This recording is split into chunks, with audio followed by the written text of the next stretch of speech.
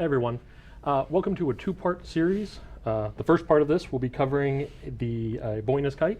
I have with me today Ryan Brucks and Francois Antoine, who will be going over a lot of the magic that is going to be, that is in the demo. It will be released to you guys out there sometime this week, potentially today. And remember, 4.8 was released yesterday, so any of the content you pull for this, you're going to need to pull that down first. So I'm not going to take up any more of these guys' times because they have so much cool stuff to talk about. So, thanks, Ian. Thanks, Ian. Hi, guys. How are you? So we're going to talk a little bit about the open world demo today. 4.8 is released, right? Mm-hmm. So that's brand new.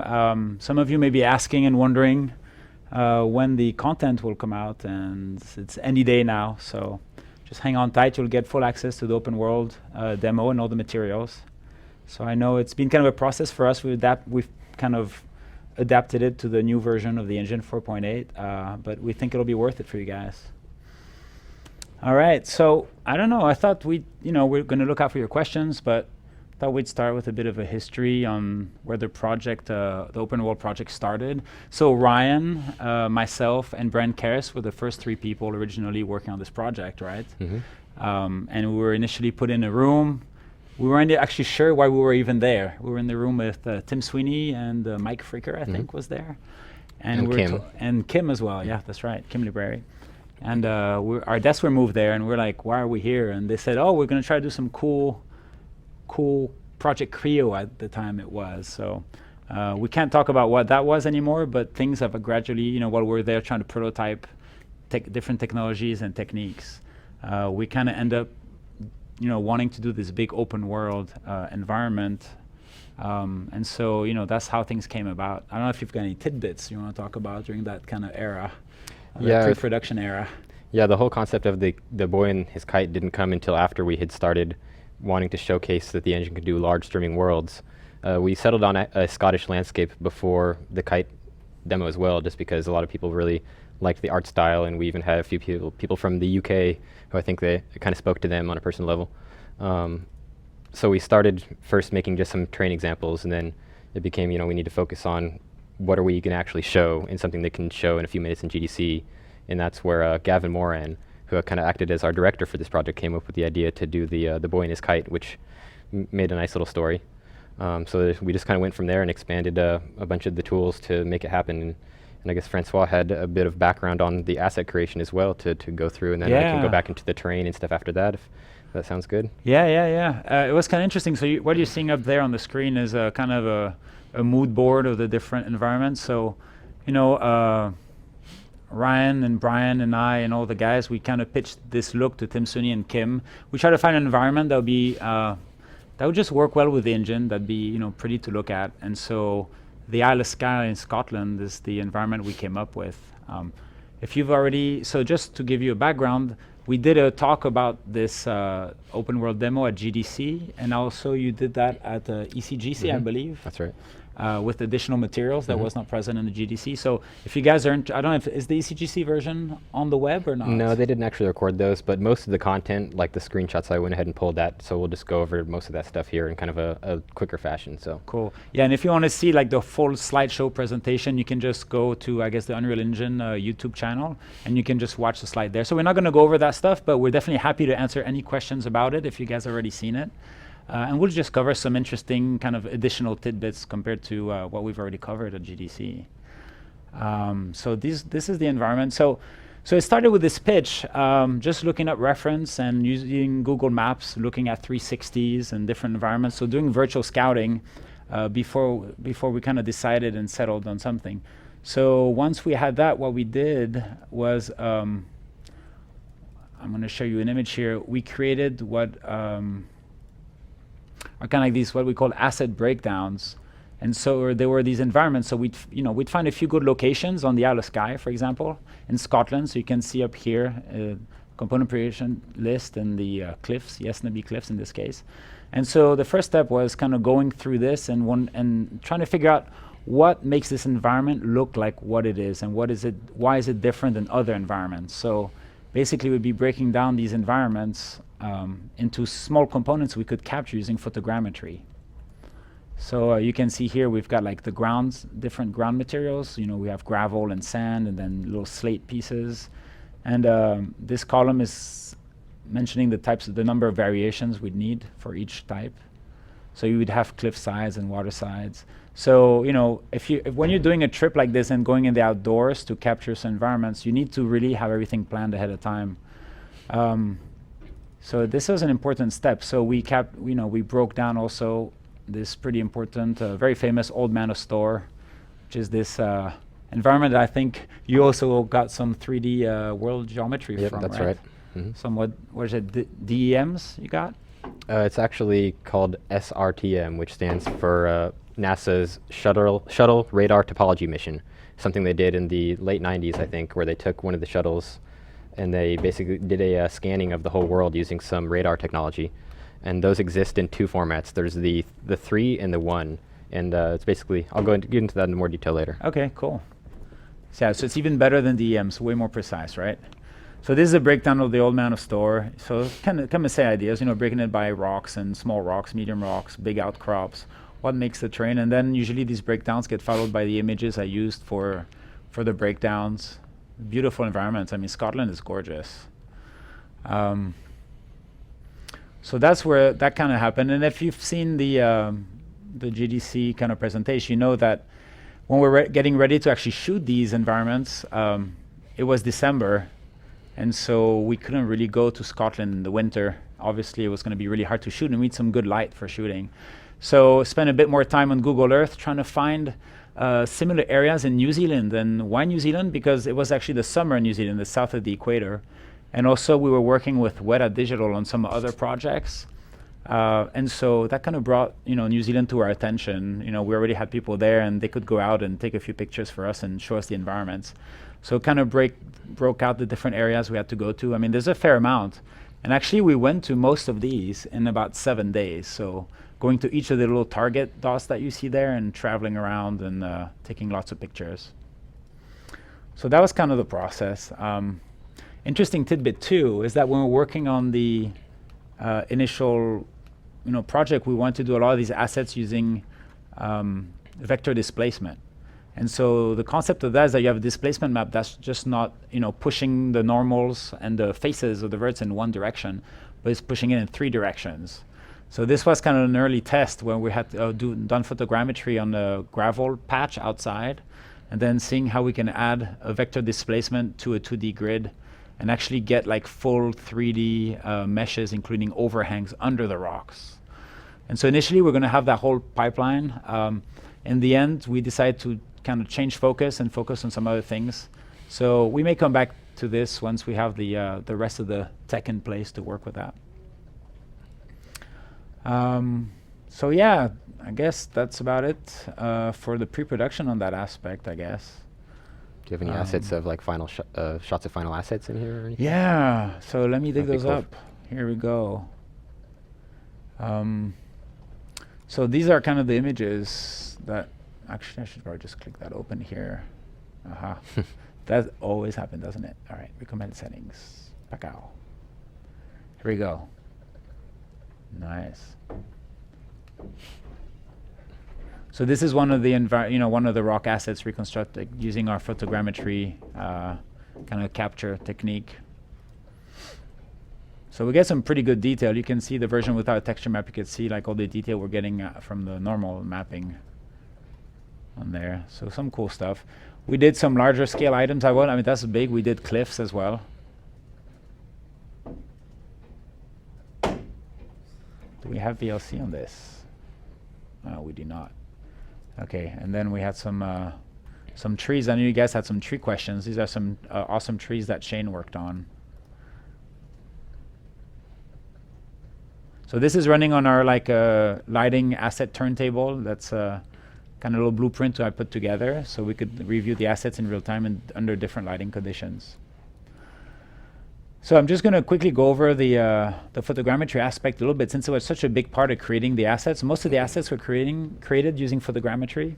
And obviously the trees we used it for the bark, we used it for the ground tiles. Now for the general larger scale terrain, such as the hills and the slopes, that's all stuff that Ryan created. but we kind of gave the material, you know, the props to lay around the environment and kind of like enhance the awesome terrain that Ryan was doing. So our process was basically photogrammetry to so capture some rocks like this. So we'd go out, find a cool rock, you know, we'd have scoped it out using virtual scouting. We had this little rig right there, which was a rig that we used to capture the lighting at the time of the shoot. So actually I have this little guy with me right here. And I'll just show you what it looks like. So this is stuff that's, again, created in-house. So that's the guy you see there on the screen. So it's like a little Joby tripod. This is something, if you guys are interested, you could do this yourselves. So this is like a 18% gray painted sphere. It's got to be as matte and diffuse as possible. This is a chrome ball. Now these are attached. Actually, Ryan lent me the die for these little aluminum rods, so I can actually attach them to these spheres. So pretty simple. You know, everything's attached with like a super strong epoxy. So it's aluminum, so it's light, and because it has to go in my backpack while I'm traveling around. So that was kind of like one of the elements. And then what we had here was the passport color checker. This is always great for recalibrating the color in your shots if you need it. So you can get this at B&H or anywhere, Amazon or anything. So this has the color checker right here. So that's cool. So we did that, and then so while we're shooting these rocks, we're also doing a 360 panorama of the environment in HDR, so bracketed. So for that, we usually use a panoramic head, which is a Nodal Ninja. In this case, because we had to do one for each asset, and we captured about over 200 assets. We had like what's called a panoramic motorized head. So you can see this has a kind of a readout here, and this is basically a slow stepper motor. And then there's another one here. So if you turn it on, I'll show you how this works. If you turn it on, the arm will go up. There we go. And so this is going in slow-mo now, so it's basically kind of calibrating itself. And then basically it'll do a 360 for you. All you have to do is press a button, and it'll do all the bracketing for you. So you can kind of leave it on the side while you're shooting the rock, and then you can have all that. So what we're doing with this is capturing the lighting information at the time we're capturing the rock. So that's how we did that kind of quickly and efficiently. Okay, let me turn it off. There we go. And then for the actual capture, we used a bunch of cameras. So this is like a DSLR camera. It's a full frame camera. In this case, it's a 5D Mark III. You could do this even with a phone if you wanted to. It's all about the quality that you're looking for. We had a fast lens because we were shooting in overcast days.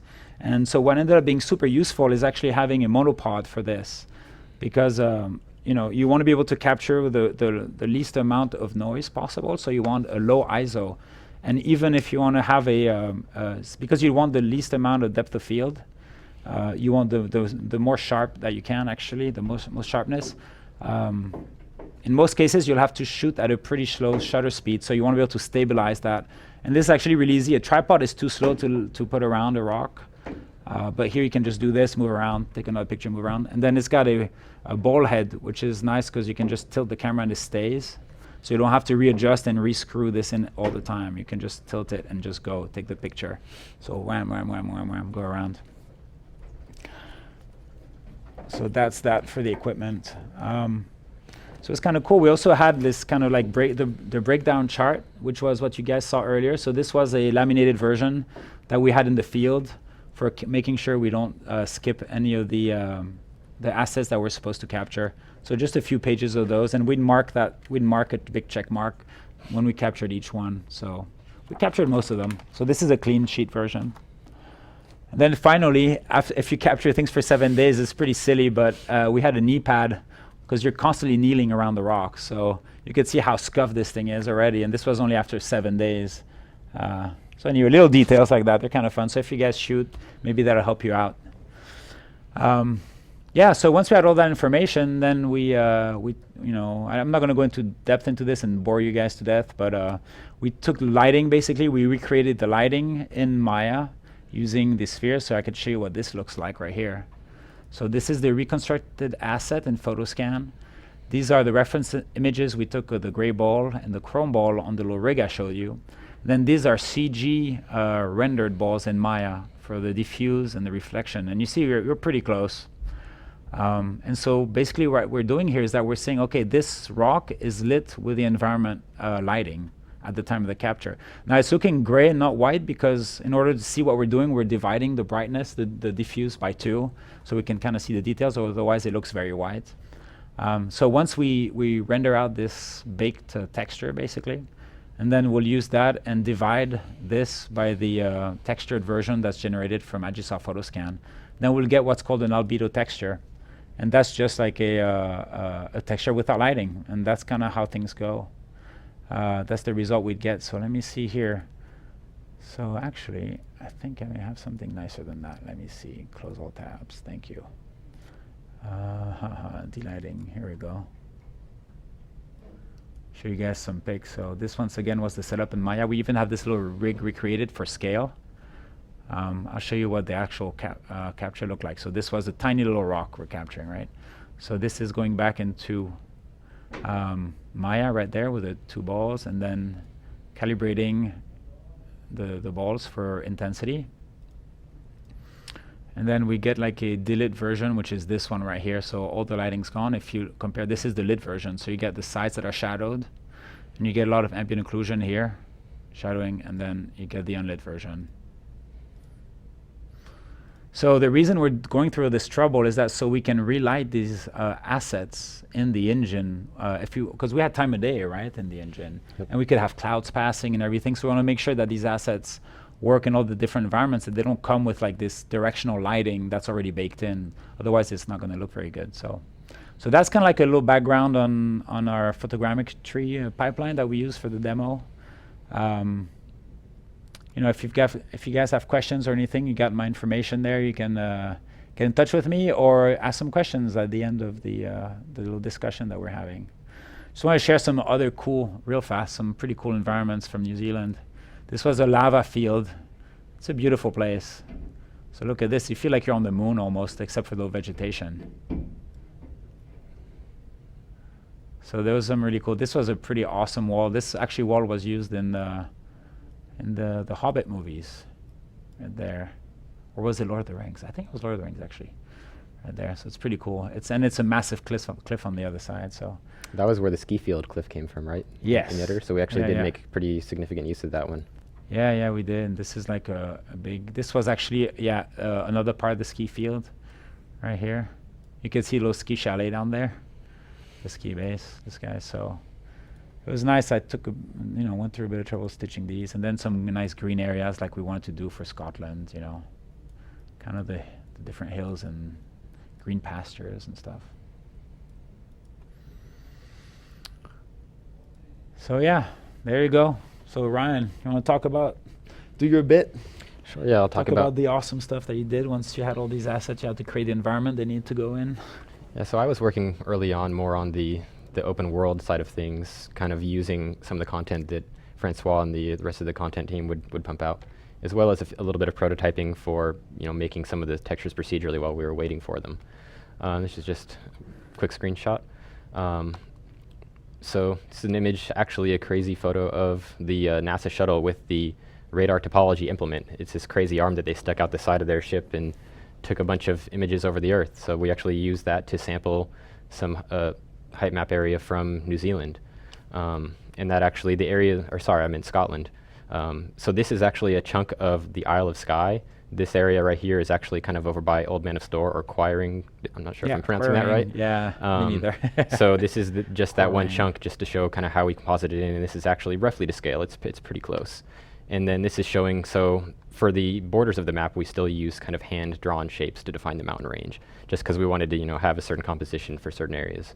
And you can see how, and this is another little bit of a New Zealand height map, again from the NASA data, that it was used just to blend in for a few little areas because we were using some New Zealand content. We wanted to be able to have a more versatile landscape. If he's confusing New Zealand and Scotland, that's because it is confusing. We went back and forth between the two, and actually it's supposed to be Scotland, but we shot in New Zealand. But the geometry of the ground, the terrain is actually terrain from Scotland. Yep. Right. Yeah. So I used a program called VT Builder, which is just a free utility, which was able to convert from the elevation files on the NASA website, which are in .hgt format, and it's able to convert them to raw. And one important thing to note is that each of these textures that you get from NASA will be 1 degree by 1 degree. And at the equator, that's around 111 kilometers. But the further you get toward the poles, it actually gets squished. So you can calculate that manually by using the cosine of the latitude. But if you use VT Builder, it knows the longitude, latitude by your file name, and it will tell you the correct size. So that's just a nice thing about VT Builder. And when you export it out, you also have to adjust the scale, or you'll get some repeating of the height data, kind of like a frac. So you have to try scaling a few times to get the right range. And this was just a test of a completely hand-drawn cliff range where I was kind of trying to define and match some of the acquiring kind of sloping landslip areas where you kind of have one big tilted area that's kind of giving way to a sea or something like that. That was looking awesome already. So we kind of mixed in all those different things. And this is kind of an example of the world machine file where you can see I used the polygon tool to draw these big crazy mountain range shapes and just use some standard noise and stuff within those areas. And then whenever tweaking things like the erosion, it was important to set the render extent so that you're always rendering out 1-to-1 rather than rendering out like a low-res version of your entire 10 kilometers, render out a high-res version of a single kilometer, because otherwise you can't really make tweaks to your erosion and settings like that and actually know what they're doing, because some of that stuff is scale dependent. And this is just a quick image of the whole height map as when it was final. So it's interesting, but around 90% of the cinematic actually takes place in this pretty small area right here. It's not until the very end of the demo that we jump all the way across the map to the cave, just because we liked the composition there. So it's not actually, the kid probably would die if he tried to walk so far without supplies. Yes. We used to have those jokes, right? Like in the initial cinematic, the kid was like going across lakes and boats and climbing massive cliffs and all that stuff. And we'd be like, come on, it's ridiculous.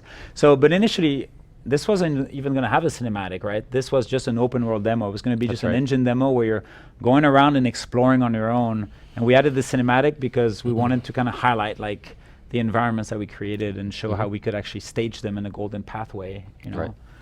So I'm just going to jump ahead to some of the kind of material and foliage tricks that we use to make this work a little bit better. So some of the new features we have for UE 4.8 are a landscape grass system and a procedural foliage system. And the grass system is interesting because it allows you to define the placement of different foliage using texture-based masks, either hand-painted or tiling is defined in your material. So you can also use that mask to kind of colorize within that foliage. So you see here, there's this heather material that's being blended in using this mask. This was entirely defined by a tiling pattern. And as it gets more dense, it also becomes more saturated. So you can get these interesting blends. And just another example of different color levels where the character is standing here, you're actually just seeing the terrain material, but up close you see meshes that match spawned on top. Yeah, so that was awesome, an awesome trick. And I love that the color of the grass in there. For me, that was the most realistic. So this is just a real quick example of you can use a literal checkerboard tiling texture to define grass if you wanted to, you know, just to show the versatility. Actually, I should skip that. So Francois mentioned trees briefly. One thing that we did for the lighting of our distant trees in this demo was we made a custom tree billboard rendering blueprint that renders out the trees with a depth value. So this is the tree LODs as out of speed tree. You can see you get a little bit of over self-shadowing because it's shadowing using the distance fields, and the mesh is kind of at the center of the distance field. So by applying the offset from the actual depth, you get what looks like correct self-shadowing using the same billboards. And then I'll show some more details of the actual foliage construction as well. So this is Shane Cottle, one of the other guys who was on this for most of the project. He made these trees kind of where he did a super high poly leaf, and then he made a whole branch topology based on that, and he made a custom LOD level for the entire branch. So you see it goes from high detail leaves to low detail leaves to just a card. But the important thing to note there is that it's actually, this card exists on his texture sheet as appearing like that. So as it LODs, it looks the same rather than doing the standard speed tree method of just scaling up and deleting half your branches, which looks kind of nasty. So this was the actual tree that he finished. It's around... I think that's the one I showed on the turntable, actually. Yeah, it is. So we originally had the starting high LOD at around 100 and something thousand triangles, but we ended up knocking it down to 50 or 60,000, and then it goes down to, a few thousand down to just 2 for the billboard. This is just a quick look at the terrain, looking in the editor with the visualize layers mode, so you can see a bunch of the different alphas that were rendered out of World Machine. Did you ever see those posters from the 80s that had like this velvet kind of finish to them that were neon? It I looks kind like of that. know what you're talking about. You know, a panther or something on there. Yeah, So that's it's with them. very psychedelic. It's awesome. So this is I a love more it. zoomed up shot of those masks. So you'll notice that because the terrain is so big, these layer masks are fairly low resolution. They're at the same resolution as the geometry, which is about 1 meter per pixel. But it's not good enough to do, quality blending. So after doing some blending tricks, we're able to sharpen up those blending results to create a more realistic edge. So the way we do that is using the height lerp functionality. So here's an example of a blend between rock and grass where you're just using a linear blend. So it looks kind of bad where it's just kind of a very flat, smooth blend where it doesn't really look like there's anything physical occurring between the two. By using the height value of the rock as a bias towards the blend, it kind of looks like the rocks are poking through the grass until finally at full intensity you start to see the little dirt take over. But it's more of a natural blend. And we use that same blend methodology when we use rivers and lakes, which also blends to the same world-aligned rock texture so that it looks like the river is seamless with the terrain for the most part. This is a quick example of the procedural foliage system, which at its core is basically a way to randomize tree seeds and then simulate the spreading of those seeds over many steps.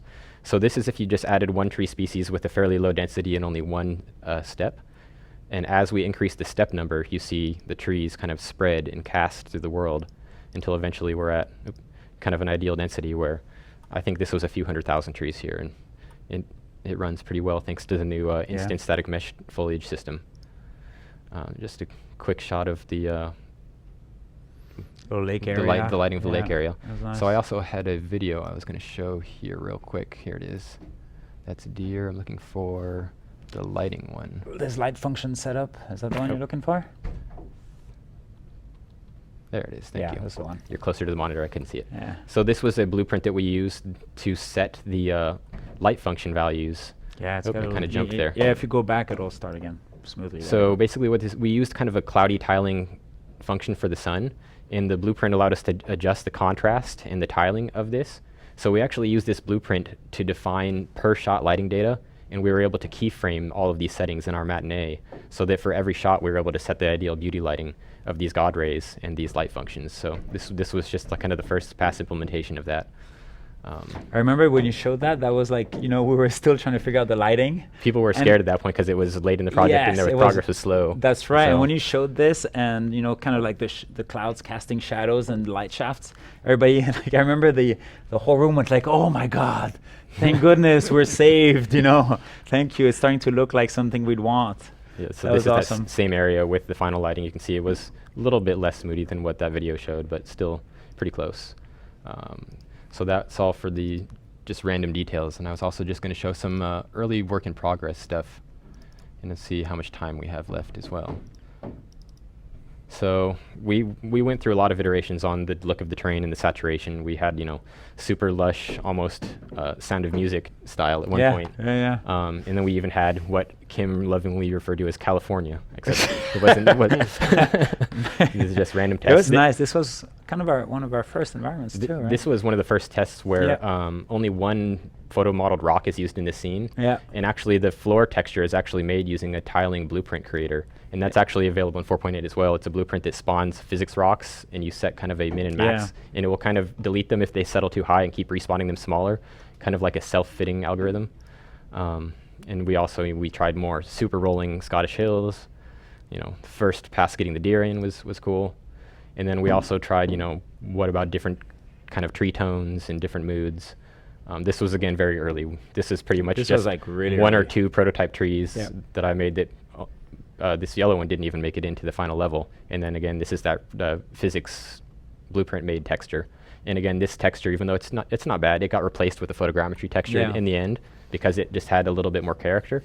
But still, the fact that we were able to use that for most of the project and it didn't stick out as placeholder was pretty cool. And this was also an early test of the procedural foliage system. So this is before we had the grass system. Each one of these little grass things here is actually a different species, and you can see they're all competing, and it creates kind of a nice gradient when you have different species in high density. Just jump through these a little bit. And this was, we also had a phase where the map was starting to look cool, but it wasn't looking very Scottish according to, you know, our criticism that we got. But, you know, it was a neat kind of very misty, stark peaks look. And again, we kind of made some tiling textures based off the photo modeled assets to make them a little more versatile. And then by kind of painting foliage of these little rock meshes, we could quickly get a lot of density of these little scree piles. Yeah. And also by painting them on top of the actual scree texture. And this was an early test using that same texture as a river with some early trees, just kind of a subsurface test before we got a better shader. And then another kind of a dark tan in water. Yeah, I love the depth. So we saw actually footage, like that was the color of the water in some areas of Scotland. It was pretty cool. So you managed to match that. So let's see. And I've got a couple other. We had a phase where it got kind of dark and overly moody. I think it was because my monitor at home was not calibrated anywhere near my monitor at work, and that actually mattered a lot in this project. And you can see this is the first time we had actually starting to get a feel for the visuals before we actually had a character in, but it was getting close at that point. And then, you know, it's trying. At one point, we also had this kind of nasty, sharp mountain point that nobody liked, including me. So just in there for an example of how much better it looks. That's actually the same area is right here before we reshaped the mountains a little bit with the New Zealand height map, I should add. So we kind of transplanted it into this spot. And this was kind of a pass of the overall map that was a little bit too desaturated, but it was when we were first starting to get in kind of things were starting to jive a little bit. You can see here, this is actually a blueprint is creating this river, and it's creating it by finding erosion lines in the terrain. And because the terrain uses the same material as the river, it kind of matches up a little bit. So you see here just a couple of different examples of that. In these, you see that texture uses a scree pile. So we used, with the landscape grass system, we're able to use actually a rock mesh as a grass mesh, and it just automatically populates on top of that layer, which is nice because you don't have to, you know, go adding thousands of little rocks. And that's just an example of one of those erosion lines kind of filled with rocks, and then some of the masking to kind of a real dark, dead kind of plant life that you see in some of the Scottish hills. I think that's it for that stuff. And then just a couple more things to show, and we can switch over to QA mode. It was definitely like an involved process on getting there. It was really a big road to discovery. This was actually the very first overall height map we got into the engine. This was before we did any real art tweaks to the level. I kind of had, you know, a really overly happy and vibrant grass, and we were using displacement on the terrain at that point, which we ended up not using because of performance reasons. But these rocks are actually in the terrain material, but it was just kind of fun to see what sort of fidelity you could get using just materials. And we wanted to put a castle in there. Yes, we did, but we for never a had long time time for it. It was going to have a Scottish castle. So just some random And shots.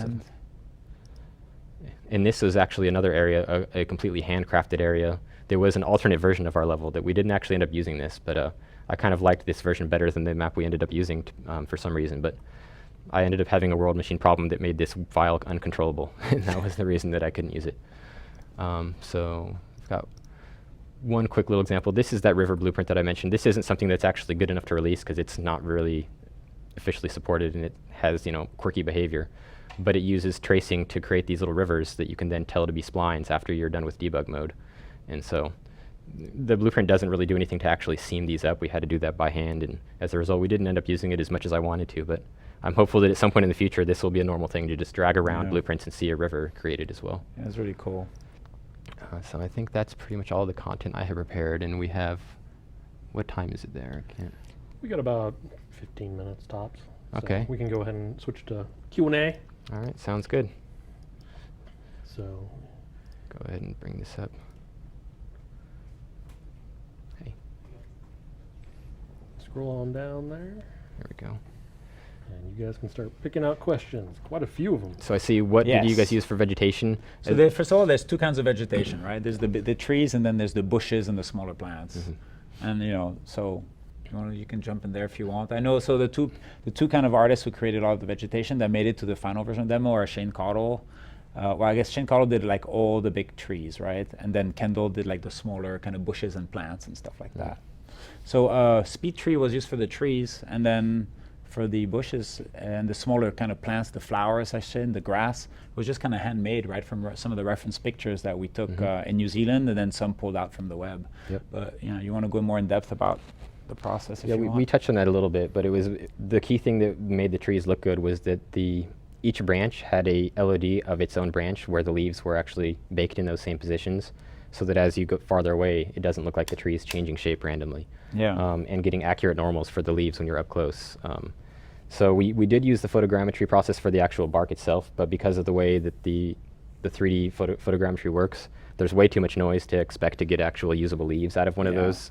So you pretty much have to chop it wherever the leaves start showing up.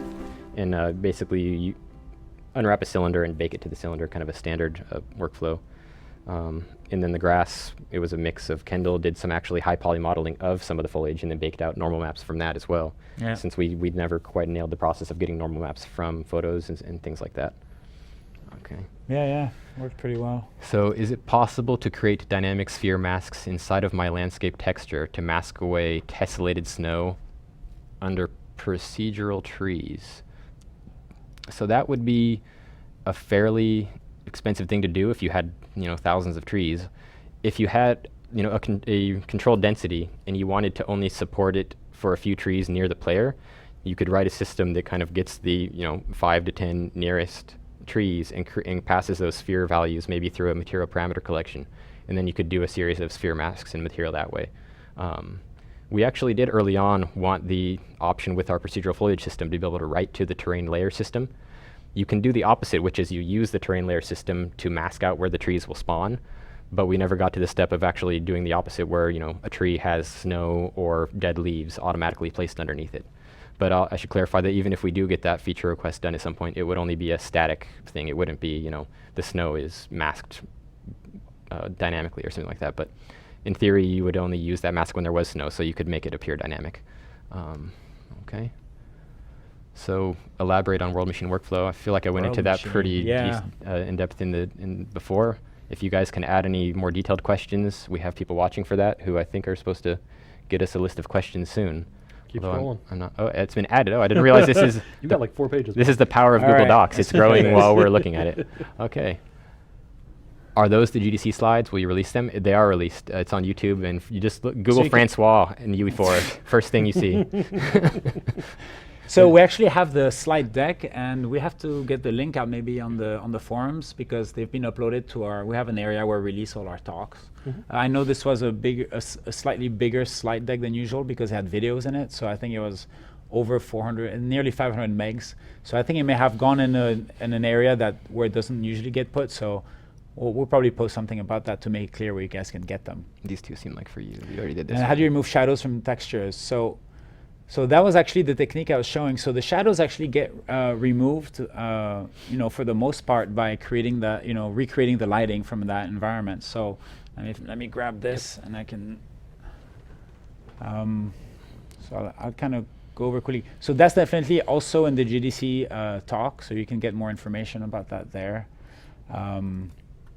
But basically, when you're capturing these guys, this is capturing the direction of the light. So when you relight an object like this is actually the shadows you're getting right here from the sun. So when you do the divide between this and the actual texture, that from the photogrammetry reconstruction, you actually get rid of the shadows automatically. So that's kind of like what that process was for. The process for removing lighting as well as shadows. And we're using the tools. Yes, the asset viewer blueprint. I've definitely had a lot of questions about that. And it's something that I started talking about after GDC because I know I've had quite a few requests. So we have it in the plans. It's not formal, but I've definitely brought it up to the marketplace team. And, I think we'll probably try to get it in the next release of the engine. I feel like they might also be asking about Adric's So like that's process and scripts for Maya and Nuke and that sort of thing. Yes. Maybe that's what they're talking about. So that's for the asset viewer blueprint. And then when we talk about the HRS, the process. So the process is a bunch of Maya scripts, and actually have a little folder here called the custom production tools that we used on the project.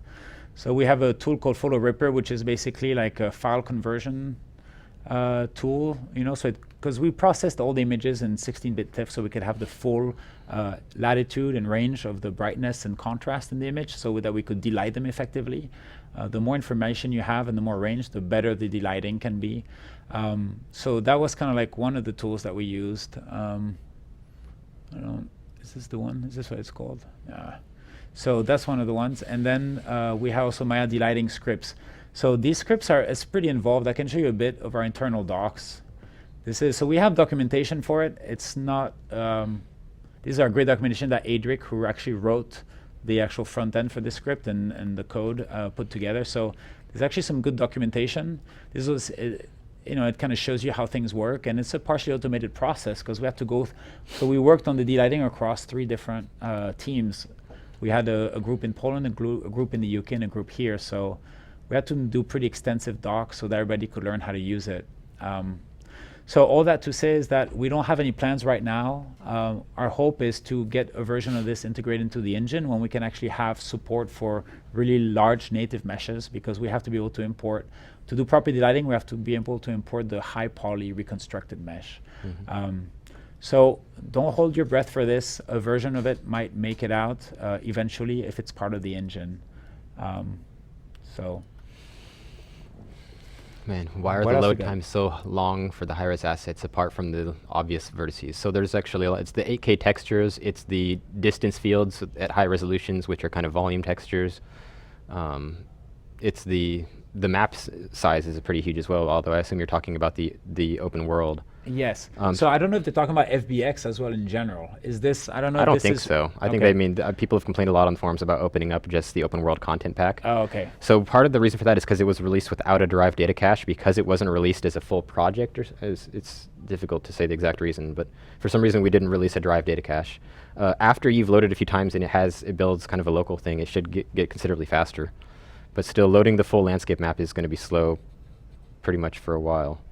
Yes, and by the way, if it's a question relating to FBX importer under certain situations, we've actually, for another project working on, we have to import massive meshes, multi-million vert and faces meshes. So we've actually gone through and found some optimizations we can make there, and the load times are dramatically improved. So that'll go out in the the kind of the next versions of the engine, or at least the next partial updates. So keep an eye out for that. So that one we kind of covered. Yes, so question about the smaller normal map details on the rocks captured completely through photogrammetry, or were they detailed in ZBrush? So everything you saw right there, so if we look at this guy right here, so short answer, it's all from photogrammetry. We did use some detail textures though in the map. So we use detail in the maps, yes. Well, those are normal maps kind of overlaid. Yes, But and that was those for are the just to break up the texture, then actually to... Well, it was more for the shots where the kid is like climbing up and you see his hand right on a rock. It was for those shots where it was so close that even the 8K texture you saw. Yeah. But for the most part, you couldn't tell until you got that close that there was. So for example, if you look at this, if I show you this guy right here, this is entirely normal maps from reconstruction, and I'll just pause it when you look at the normal. So all this stuff is from reconstruction. There's no painting. There's touch up in terms of touching up the texture and fixing little areas that maybe we're reconstructing correctly, but every single thing is here is just that was captured. So that's kind of the trick with getting experience with photo reconstruction, is making sure you got the right setup and you can indeed capture all this detail. And like Ryan said, in some cases when you get super close to this, you only have so much resolution in an 8K map, and then you do you start layering kind of other textures on top and other normal maps to add extra detail. The other thing we didn't talk about for that is, we were doing a huge landscape, but we're capturing relatively small person-sized objects, not much bigger. We had to scale up a lot of these rocks and cliffs to, some 50 times, 100 times their original size. So we kind of made a material that used a separate tiling surface for the base color, and used kind of the overall normal map is the macro normal. So it still preserves the shape and the detail of the overall, but when you're up close, it looks like it's a simple tiling rock surface or something like that. So we did have to get creative when we scaled up some of these things. Yeah. Cool. So how did they fill the holes of the scans? Well, manual labor, unfortunately. So there's some software out there that allows you to kind of fill the holes, but it's like a flat planar fill. There's another piece of software that allows you to kind of follow the tangents and the edges and kind of do a rounded out version. But in the end, what we did was really duplicate like kind of a part of the top part and kind of place it in the bottom and do kind of a weld around the edges there. And so that allowed us to kind of like make rocks that we could place in any orientation. Now, we didn't do that for all the assets. We did this for boulders that could be kind of rearranged, obviously for cliff sides and tree trunks, and we didn't have to do that. So that's the part that unfortunately there's not really a way to get around that. For smaller items, towards the end of the shoot, I started propping one of these rocks on one of the stands, so it'd be off the ground. And I was able to capture the top and the bottom. So if they're small, you can just lift them up and put them on a platform with a small rod. That's That'll crazy. hold them up. So I did that. For the big ones, obviously, well, I'm not that strong, so no, we had to just make those up. You know, the tricky part was making the cap feel natural. It's very easy to, it's accidentally make it look like very symmetrical, top and bottom. I really wanted to get away from that. So it's a bit of artistry there, basically. Okay. We've got 4 minutes left. We should probably just burn through a few. All of right, I'll these. go quickly. Roughness maps to the assets. Roughness maps, eyeballed. All right. What kind of software you use to process the photos? We use I just saw Photoscan. It's a pretty cheap version. I think it's $199 or $299 or something like that. So if you're going to use it, it's a nice piece of software for the price. The Pro version is exponentially more expensive, more than 10 times more expensive. That gives you Python scripting, which could be useful, but in the end, we found that we'd rather have more licenses so we can process in parallel and not have to script anything. But we'd love to have the other version too. Entire duration of the production. Well, the actual part we're actually modeling, creating assets, creating the level was about nine weeks. But then we pre-production, which is what we're talking about, before we actually knew what was the actual GDC demo, we could start working on it. That was what we started that at end of October, month. November. Yeah. Yeah. So I'd say probably what? Yeah, an extra month on top of Somewhere that. Right? 2 or 3 months, somewhere So about there. 3 months total, I would think. Yeah. And also, it was a pretty small team. Maybe. Especially Yeah. in the beginning, there was, I think Brian, who's back there, was part of that small team too. He's going to be on next with Daniel. Okay, so a mirror ball. Okay, so quickly about the mirror ball. So when you capture a 360-degree environment, so mirror ball we used to be used to capture the 360-degree environment back in the old days when Paul Debevec was doing, the HDR captures, because he was not using a fisheye lens, which is what I have here, to capture and stitch together. So when you're using a fisheye lens or a panoramic head, so you could probably see this is a fisheye lens, it'll do 180 degrees in front of you, so you only have to take a few pictures like this. We do about 5 because we like to have a lot of coverage for the stitching to be successful. So here it is. Oh, there we go. Whoop. So that's a fisheye lens right there. We use this is a Sigma. It's a pretty good lens. We're happy with it. So nowadays, the mirror ball is not used to capture the environment. It's used to capture the orientation of the environment relative to where the camera is. So that way we can line up the 360-degree kind of lit sphere that we put around the IBL that we put around the environment. So it lines up just right. So that's what the chrome's ball was used for. Now the gray ball was used for measuring the intensity of the lighting, which is how strong that environment is actually lighting the object. And those two components are critical for realigning the lighting so we can delight effectively and have the shadows be delit in the right places. Right. We also use that gray ball and the 18% chart on the color chart to calibrate our base colors. That's right. So that we used know it it's actually accurate. in the level as well, right? Yeah, we were dropped in the level. Yep, we do some gut checking all the time. Yeah. It's easy to second guess yourself with this stuff. All right. All right, guys. There's a ton more questions here. Yeah. You guys have submitted a lot of really good questions. It's the most and I've ever seen. I'll get these guys to continue posting up the answers on the forums here, but we're going to take a quick break, so don't go anywhere. And we're going to bring on Daniel Wright and Brian Karis, and they're going to go over some more of the really awesome technical stuff behind this. So see y'all in a bit. All right. Thanks, Thank guys. you. Bye. Hey everybody, we're back. I'm joined here with Daniel Wright and Brian Karis. Hey guys. And they're going to be talking about rendering and tool improvements that had to happen for a Boy and His Kite. I think So- we're just going to be talking about rendering. Oh, just rendering improvement? I don't. All right. I don't think we're prepared for tools. All right, Yeah. cool. Well, then just rendering is just fine. Well, I'm going to let you guys just run on and do what you guys need to do. All right.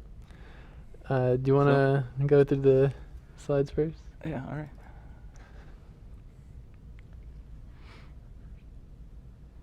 And you just need to drag that on over to the other screen. So while he's finding that, the kite demo on the rendering side, I think we started in like November, and we didn't know right away exactly what the demo was going to be. So we did a bit of speculative features. Is that working? No. Hit escape to stop presentation. Sorry guys. Yeah, Just little figuring out some minor technical stuff here. If you go to presentation, it should allow you to target your screen. And you can choose. Where's presentation? There you go. Primary, drop that, there you go. Okay. Yep, now present. PowerPoint. Sorry about that. All right. So you're just gonna Oh. find Yeah, so the relevant slides in there. yeah, we'll skip to the rendering section. These are slides that were presented at GDC this year.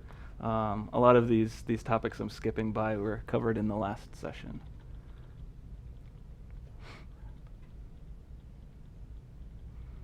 There's so many slides. Yeah.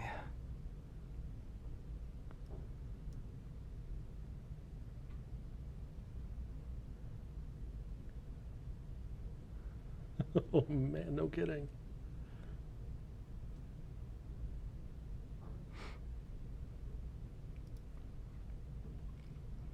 This started my section.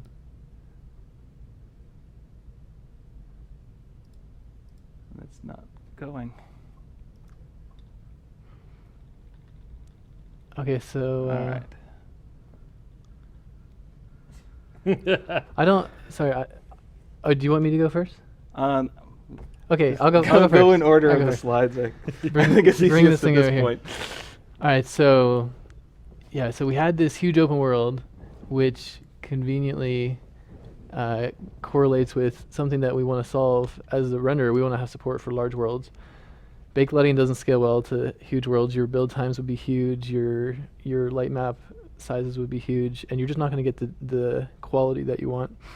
Yeah, and huge, we mean really huge, not just the typical open world type of games where you have maybe a few square miles, 10 square miles. We were doing 100 square miles of space, just way bigger than you can really cover with pre-computed data. And you can go up to any bush, and you can walk under any tree, and it needs to look good from up close. And yeah, I mean, it was pretty obvious from the beginning static lighting wasn't going to scale up to that. So we knew we had to do fully dynamic for this, and also we wanted to improve the dynamic lighting and rendering features in the engine. LOD is another big part of that. Like, how do you support big worlds? Well, you need dynamic lighting, but you also need everything to be more efficient when viewed from distance. So, oh, and then, of course, usually when you make a big open world, you want time of day support as well. And then while your artists are working on it, you don't want them to have to wait for a long time to build lighting. So yeah, all that to say, basically, like, it was clear to us that we needed to develop some dynamic lighting technologies. So there's only a couple of slides here about lighting, so I'm just gonna this is like the overview of the stuff, and then I have some more screenshots to tell about the technical details. This is super high level, so I'll just go through it quickly. Basically, like, in an outdoor scene, there isn't too much of the many small bright lights that you get in indoor. It's mostly just like what the sun sees directly. That's direct lighting. There's the part that's shadowed from the sun, that's mostly dominated by the sky, and then there's kind of like the backsides of objects, which don't see too much sky, and they're shadowed from the sun, yet they get lit from bounce lighting off of the ground and off of objects around them, and that's global illumination. And so we had to develop techniques to solve each of those three scenarios.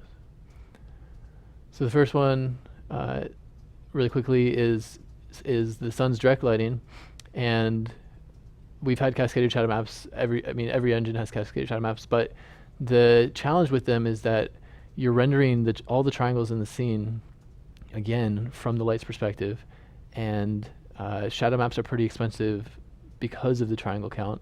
You get bottlenecked on triangle throughput, even if it's only taking up a small area in the shadow map. Like a tree that has a couple hundred triangles and covers 2 pixels is going to be pretty expensive, and it's hard to LOD them smoothly down. So what we ended up doing was using cascaded shadow maps only near the viewer, because cascaded shadow maps are very accurate because you're actually rendering the triangles that you see from the main view into the shadow map. So even when you get up close, the leaf shadow is going to match. But then for the distance shadows, we use this technique that we developed last year called ray trace distance field shadows. And that basically stores a signed distance field around each tree.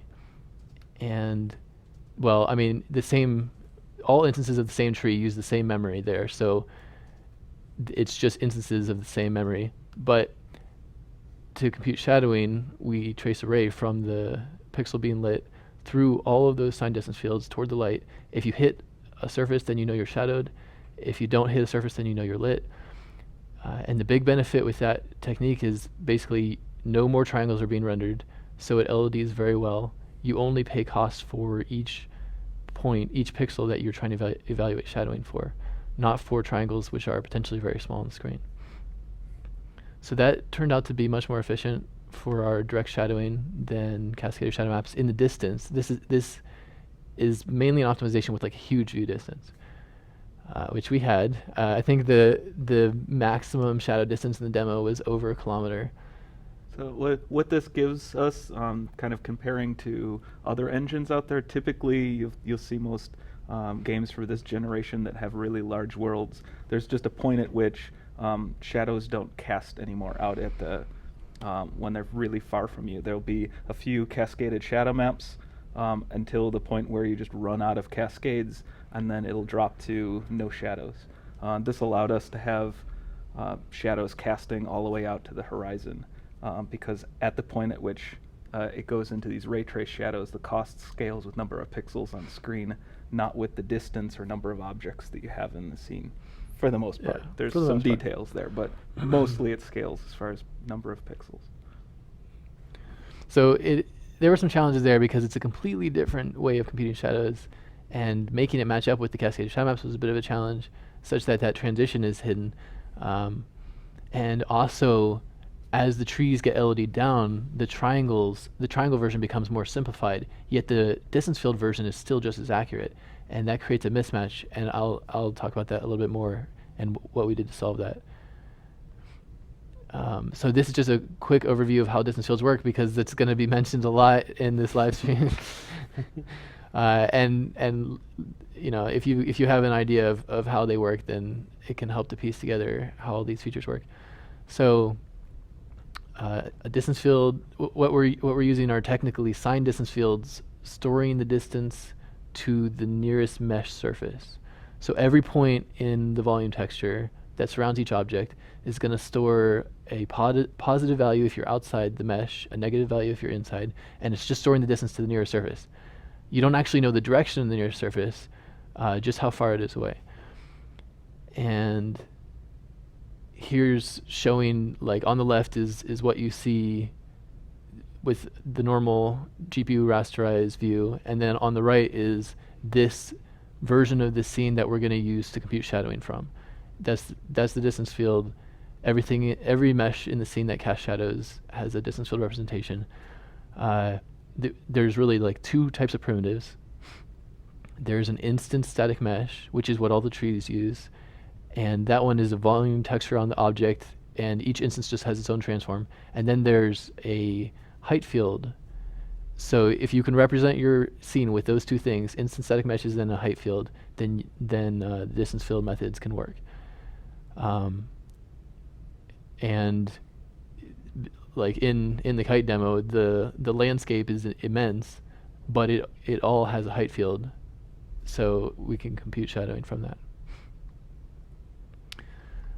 Okay, so you have on the left is showing the distance field. Each texel stores the distance to the nearest surface. On the right, showing how you actually use that to compute shadowing. Basically, you're stepping through the distance field. At each point, at each step along the ray, you're sampling distance field. It tells you how far you are to the surface, and you can safely jump forward along the ray by that amount. So with a very small number of steps, you find the intersection, and no triangles were involved in that intersection, but all you get out of it is a visibility result. You can't actually get the material color at the intersection point, which is why these techniques are really applicable for shadowing things like ambient occlusion, sky occlusion, and direct shadowing.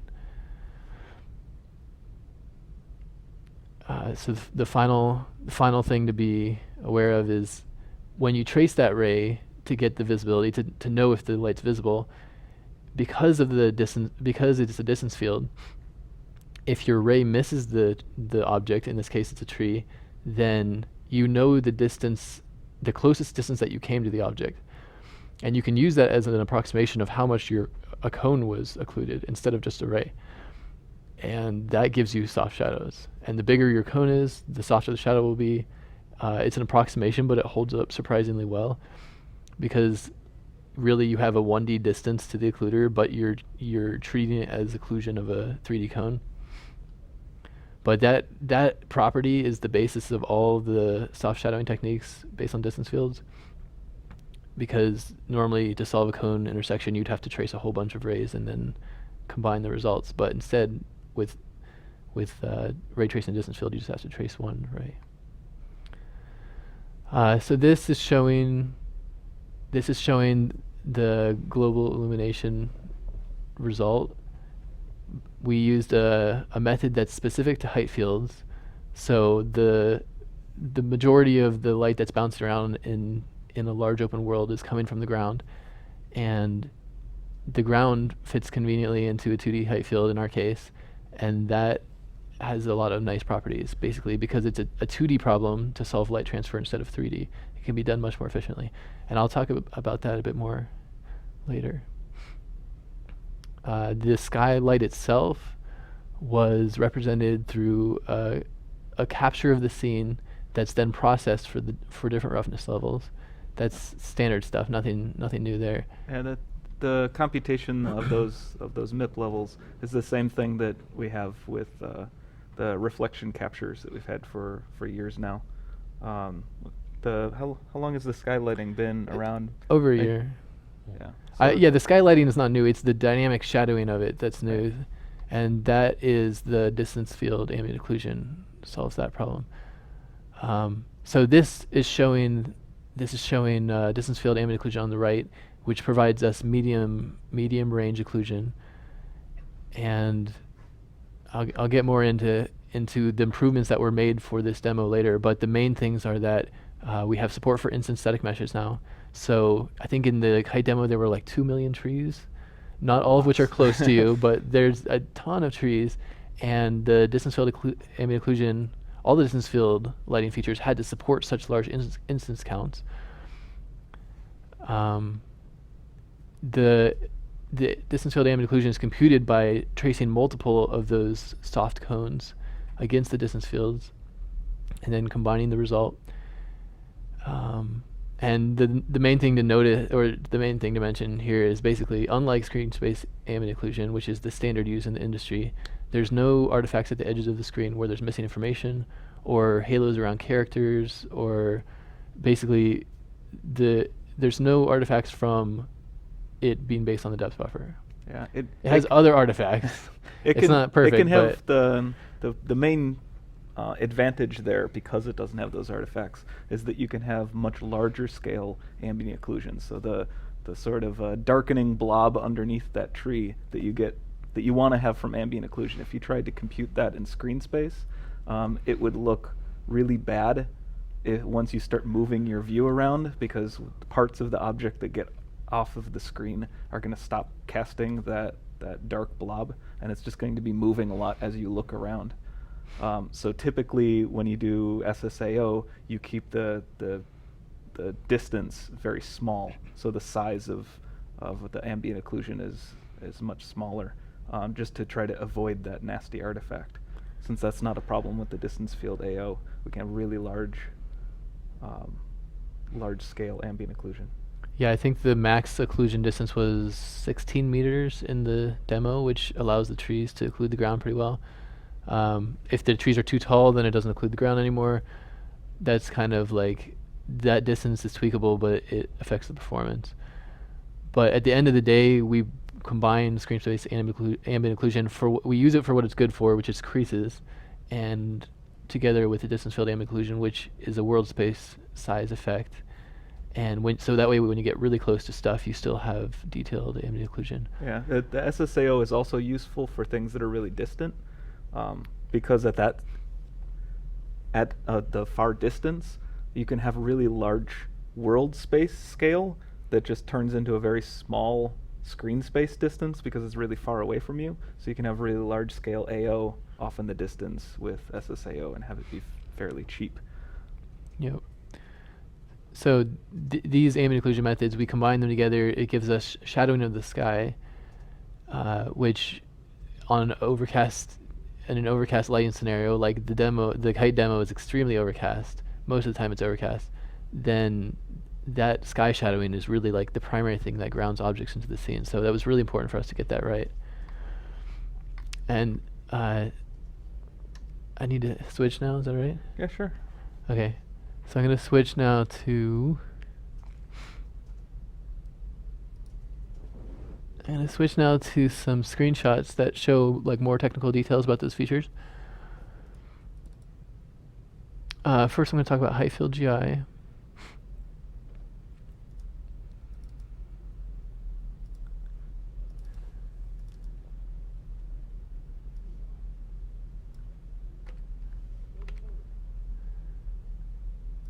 Do you know how to full screen this? Other screen. Oh, other screen. Okay. Over there. This is And the one then that's and shown. then- should be Alt Enter. No? No. Oh well. If you go over that one, yeah. Okay. No? It looks like a full screen button. I'll do it. She's got it. Okay. So so this is talking about the height field GI, which is a technique to compute one bounce of diffuse global illumination off of a height field, and it's view dependent. So like as you're moving around, it's computing GI just around the camera. The way it works is first computing what's essentially a G buffer of the height field around you. So the G buffer contains the height and the normal at that point and the diffuse color.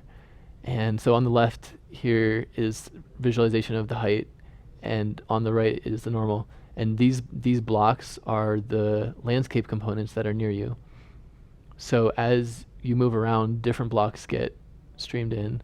That way it works in any size of a world. It's like compositing these things is not a pre-process. It just updates as you move around.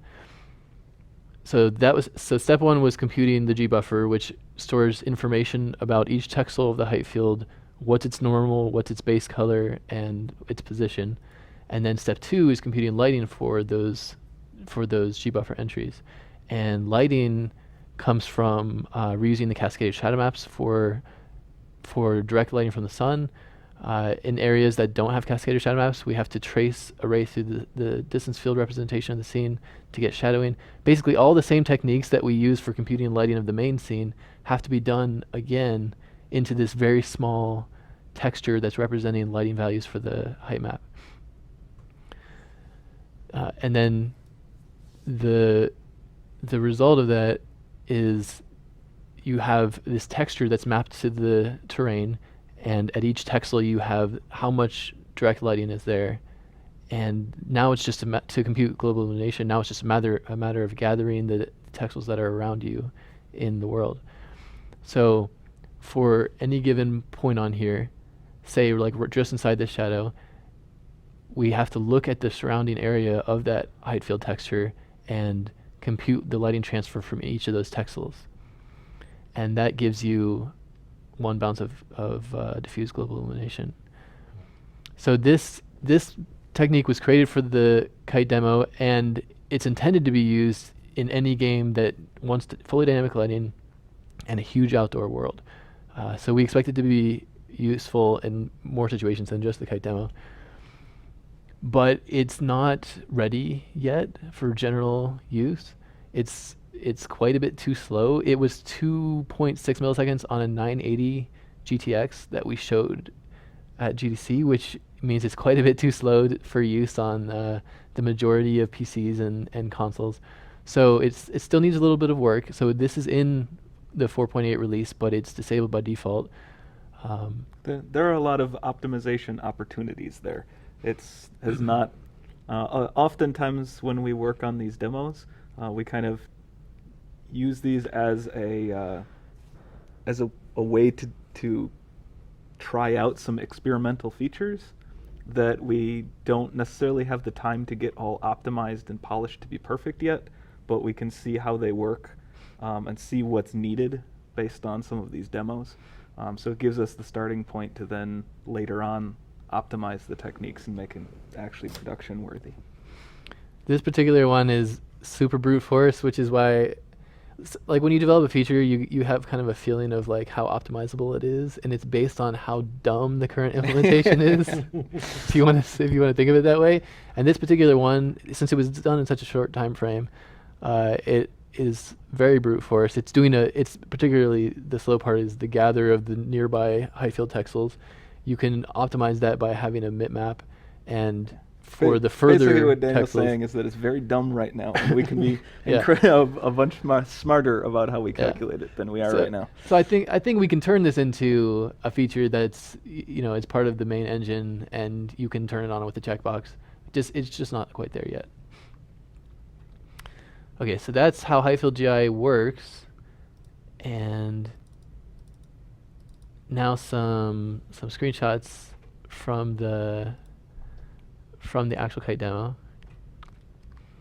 So this is one of the parts where he's like running through the forest, and I turned down the skylight a bit here to make it more obvious. It doesn't quite look like that with the Highfield GI off, but basically, like, any of the little splotches where the sunlight hits the ground, they bounce up and light up the underside of those trees and make it look a lot more natural.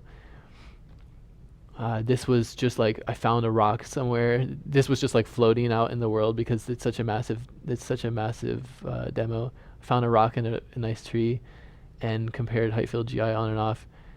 And the ground that they're on is the landscape, which can be represented by Highfield. So the Highfield GI works really well in these cases. In some other places, the tree will be on top of a giant static mesh, and then it won't get the same bounce lighting. So that's one of the drawbacks of this technique, is because it's height field specific. It doesn't work everywhere, just where you're on the ground. This is some more landscape stuff. This is just with the skylight, and then once the height field GI is computed, then it fills in those really dark areas that weren't directly visible from the sun. The sunlight hitting the terrain around it bounces up and fills it with light. And then this was lighting only mode, just to see what's going on more clearly. And the color of the terrain is also included, although I think in this screenshot it wasn't working yet, which is why the balance color is yellow instead of, it should have been like more green for the grass.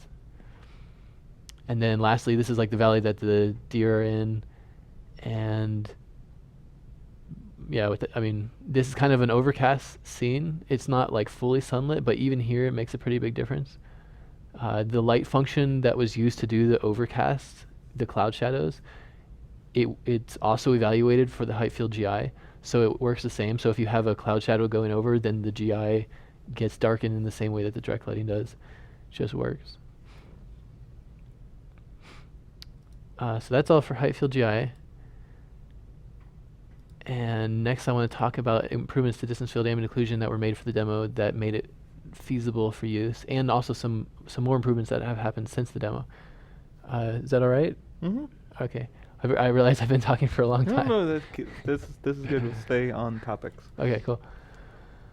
So what was I gonna say there?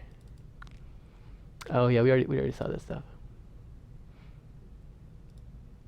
Okay, so I remember what I was gonna say. Yeah, the main improvements to distance field ambient occlusion that happened for the demo are support for instant static meshes, so we could have all those instances. The management, this is kind of like a nerdy technical detail, but the management of all of the distance field objects is actually done on the graphics card now. Typically, you manage objects in your scene on the CPU, and then you would have like a giant for loop where you're going through all your objects and doing something on them, like calling them for visibility. But with to support the like huge number of trees that we have in the kite demo, we moved it to we moved the frustum culling and just like the buffers that contain the object data. They're all on the GPU now. So frustum culling is just a matter of issuing a compute shader that runs a thread for every object and does the culling, and it's so much faster. It was like 10 times faster than the CPU implementation, such that the time of it is just like it disappears. It's just gone. It's you don't worry about it anymore. It's just a solved problem. Someday in the future, we'll be able to move everything to the GPU. It'll be awesome. And the reason that this can be moved to the GPU in that manner is because it's using ray tracing and not the graphics API for rasterization, which requires a function call per object. Well, there are some optimizations like instancing and multi-draw indirect and whatnot, but they're all very limited in what they can do. Because the ray tracing happens in a compute kernel somewhere, there's no graphics API calls. There's no DirectX function that you have to call to ray trace anything. Yeah, You're just and issuing they're general also purpose all compute tasks. homogeneous objects because they're all. It doesn't matter whether it was a static mesh or a skeletal mesh or a height field terrain. Well, I guess there was one other case that was the height field terrain, but other than that, they're all just considered distance field volume textures. Right. I mean, there is support for different types of primitives, height fields and instance distance fields being the only two that I have working right now. But it's basically like a dispatch per type of primitive, as opposed to a dispatch per primitive. That's the big difference. Yeah. Like with the graphics API, you're doing work per primitive. So anything that's per object on the distance field stuff is super fast. Moving a tree is just a matter of like update this matrix on the GPU somewhere.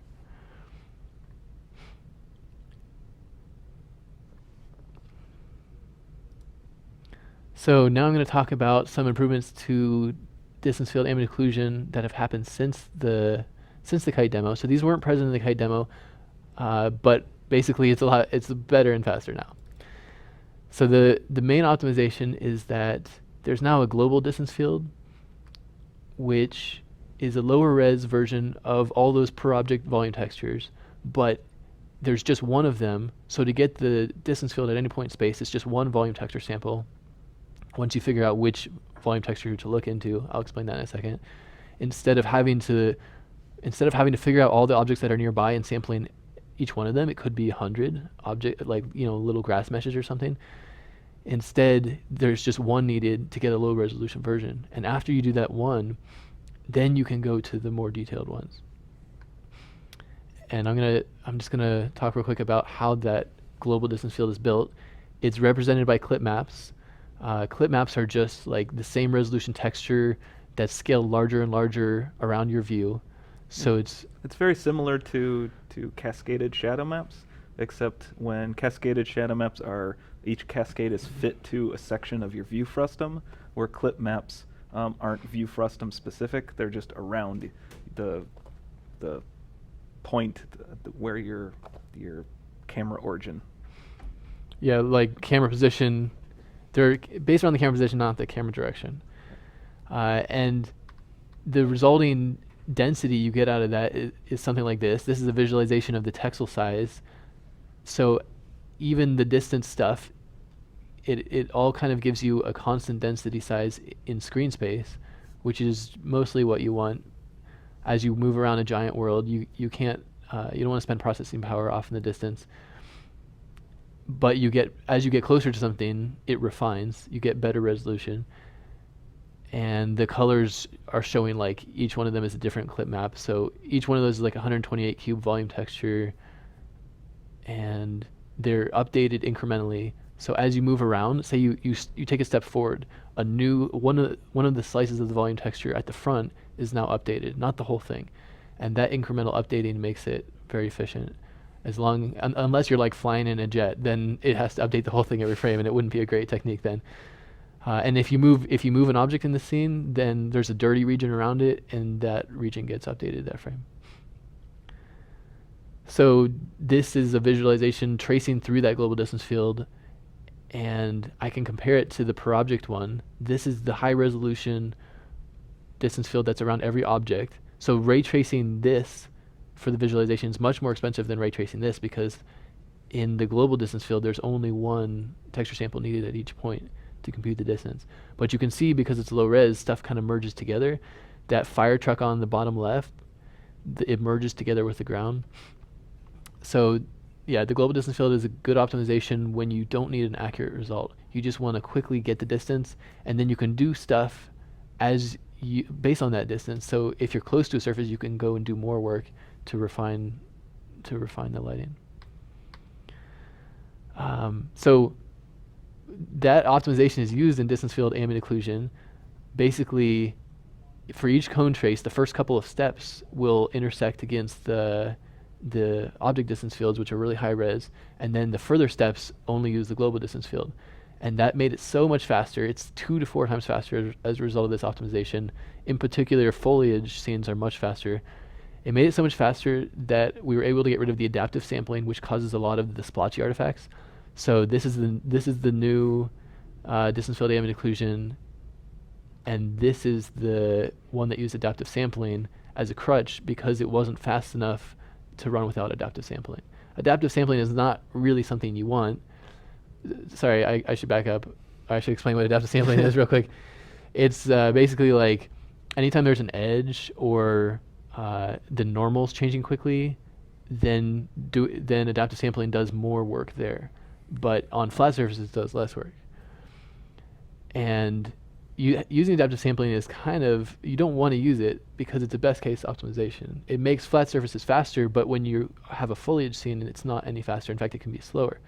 So to think of like a field of grass, for example, there's not any place on screen that's going to be a flat surface where you could just do one lighting calculation and use it for a large area. Which is exactly what the kite demo was. Yeah. It was a field of grass. Basically, anybody who wants to make an outdoor scene with foliage, right? There aren't any flat surfaces. So the adaptive sampling had to go, but the only way it could be removed, the only way we could afford to remove it is if the distance field tracing got way faster, and the global distance field allowed us to do that. So end result is it's a bit smoother. Rock on. Well, we got about, call it 10 minutes, I believe. No, we got like 5 What? before Brian has to roll. Are you serious? Yeah. Okay, so all right. I'm gonna go jump into some quick Q&A. No, let me finish on my stuff super fast. All right. Well, I think. Sorry, Brian. I wish you had told us a little bit earlier. I didn't realize how long I was taking. I mean, can we? We can keep going. It's just Can we Brian keep has to going? roll. Yeah, Brian has to roll. Oh, you have to go somewhere? Yeah, Yeah. I've got a meeting. Okay. Why Yeah, don't? but I mean, dude, if you Why don't you? everybody's why don't like you still do talking? Okay, do I'll your do my part. part and then we'll go back to Yeah, you. I wish I'd known that. You should have done it. You should have gone first. All right, here you go. I thought it was going to be the exact opposite. I thought we weren't going to have enough things to cover. I just get carried away talking about rendering stuff. Let's see. Is this closed? All right. So on the side of shading, we made some minor updates to our standard shading model, but the biggest impact change that was made was adding a new two-sided shading model that was used for all of the foliage, leaves, grass, and so forth. This isn't really foliage specific. It can be used for any thin surface, anything that has that you would use the two-sided flag in the material for that would draw both sides of all of the triangles. When you use that, the surface is going to be very thin, so we use this for the leaves. We also used it for the fabric of the kite. It could be used for any sort of thin fabric, but the primary thing that it's simulating is light transmitting through the surface. So when you have a really thin medium, it'll have subsurface scattering. How we compute subsurface scattering in our other shading models is diffusing the light outwards from the impact point, but staying on the same front side of the object. So when we have our subsurface scattering profiles, those you do the diffusion in screen space. So it acts kind of like a blur in screen space where it diffuses that light outwards. But in the case of leaves, the subsurface scattering distance, the amount that it'll diffuse outwards from where the light hit, is very small. So if you look at the front side of a leaf, the amount of blurring that happens of the light is very minor. but because the leaf is so thin, that scattering that's going both outwards from that point is also going through the surface and coming out the other side. And that distance that would be very small side to side on the front surface actually turns into a very large impact because the light coming out the other side is very apparent. So you can see on the shot to the right there that that's the light was hitting the other sides of those leaves, and they're glowing, or they look as if they're glowing because the light is transmitting through the leaf towards the camera. I forgot this slide was coming next. This is what I was just talking about with the subsurface scattering profiles.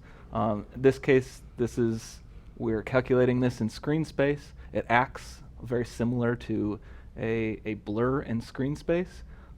What's happening with that blur, though, is that it's not just a simple blur, it's one that has color to it. And that's controlled by the diffusion profile, how the light diffuses for different wavelengths. Skin, for example, if you've ever put a flashlight up to your hand, you'll notice that you get this sort of orange-red glow as the light goes through your skin. That's subsurface scattering, and it means that the different wavelengths of light, red is going to scatter further through the skin than blue light does, which means that the color of that glow of the light diffusing will be more red. And you can see that difference has a very big impact of going from something that looks like a plastic figurine to something that looks like a much more soft, natural skin, is just that subsurface scattering factor. I should note that this shading model isn't skin specific, just like the two-sided lighting model wasn't vegetation specific.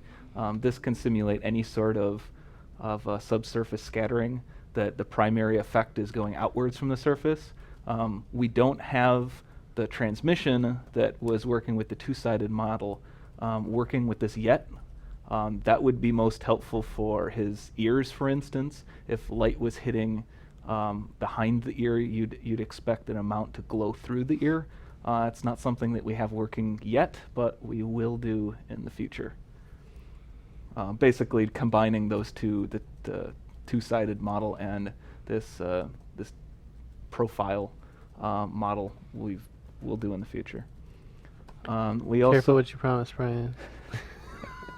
Hey, this is Martin that promised it, not me. I'm just echoing his plan. We will do it. Won't say when, but we'll get to it. We also tried to focus quite a bit on making our camera model more physical and more accurate. One component of getting a more film-style camera was to improve our motion blur and make the motion blur higher quality and look more accurate to how things work. This meant creating a new motion blur algorithm. It's called a scatter as gather approach. What's actually happening when an object is motion blurring is that there will be over the time when the shutter was open on the camera, the object will have moved through space, and this could be simulated by taking many individual shots of the camera moving through each one of those positions and then averaging them together, in which you get the object smeared over the screen. A straightforward way of simulating that would be to take the object in one position and just scatter the points on the surface in the direction of travel. But this is very expensive to do on a GPU. GPUs don't typically like scattering as operations where you say a scatter operation on a GPU or a CPU for that matter means where you have different memory addresses where you want to write data to. You have one place where you're getting it from, and you have many places where you're doing one read, but you're trying to scatter that to many locations and write.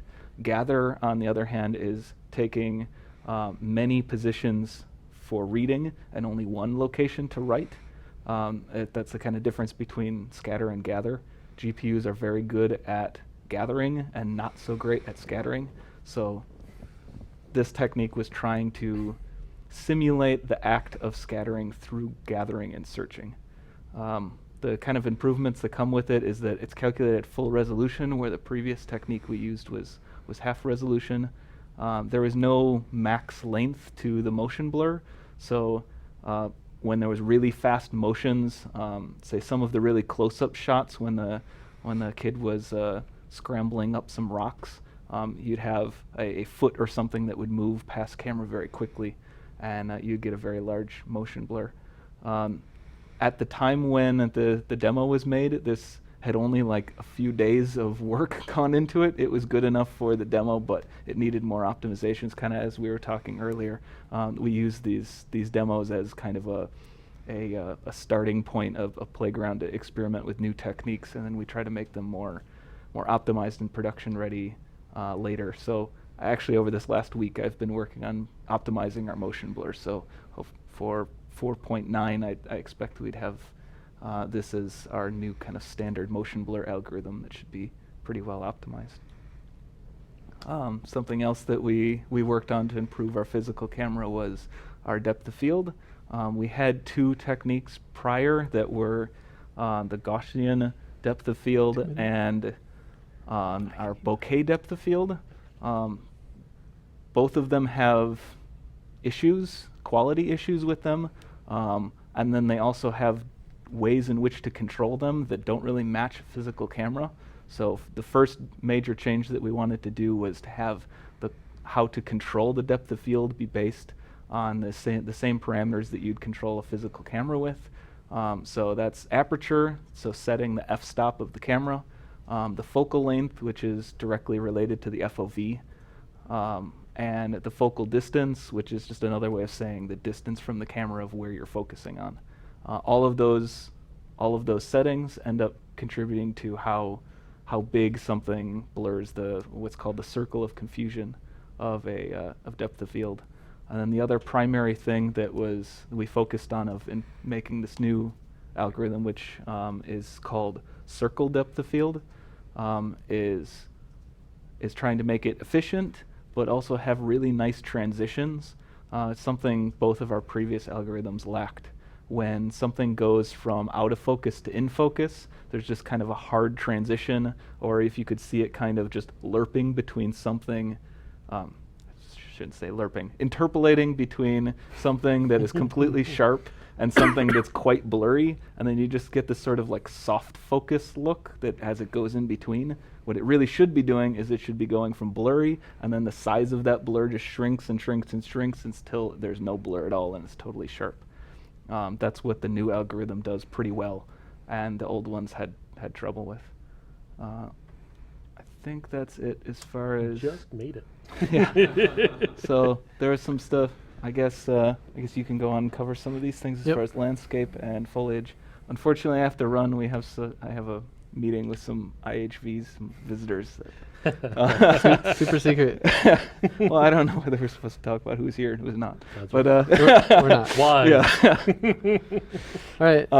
Thanks, Brian. But yeah, maybe some of the questions can be directed me to later. But Yep. hopefully we'll get 'em on the Daniel forums. can answer all the questions for me. Okay. Thanks a lot, Brian. Brian.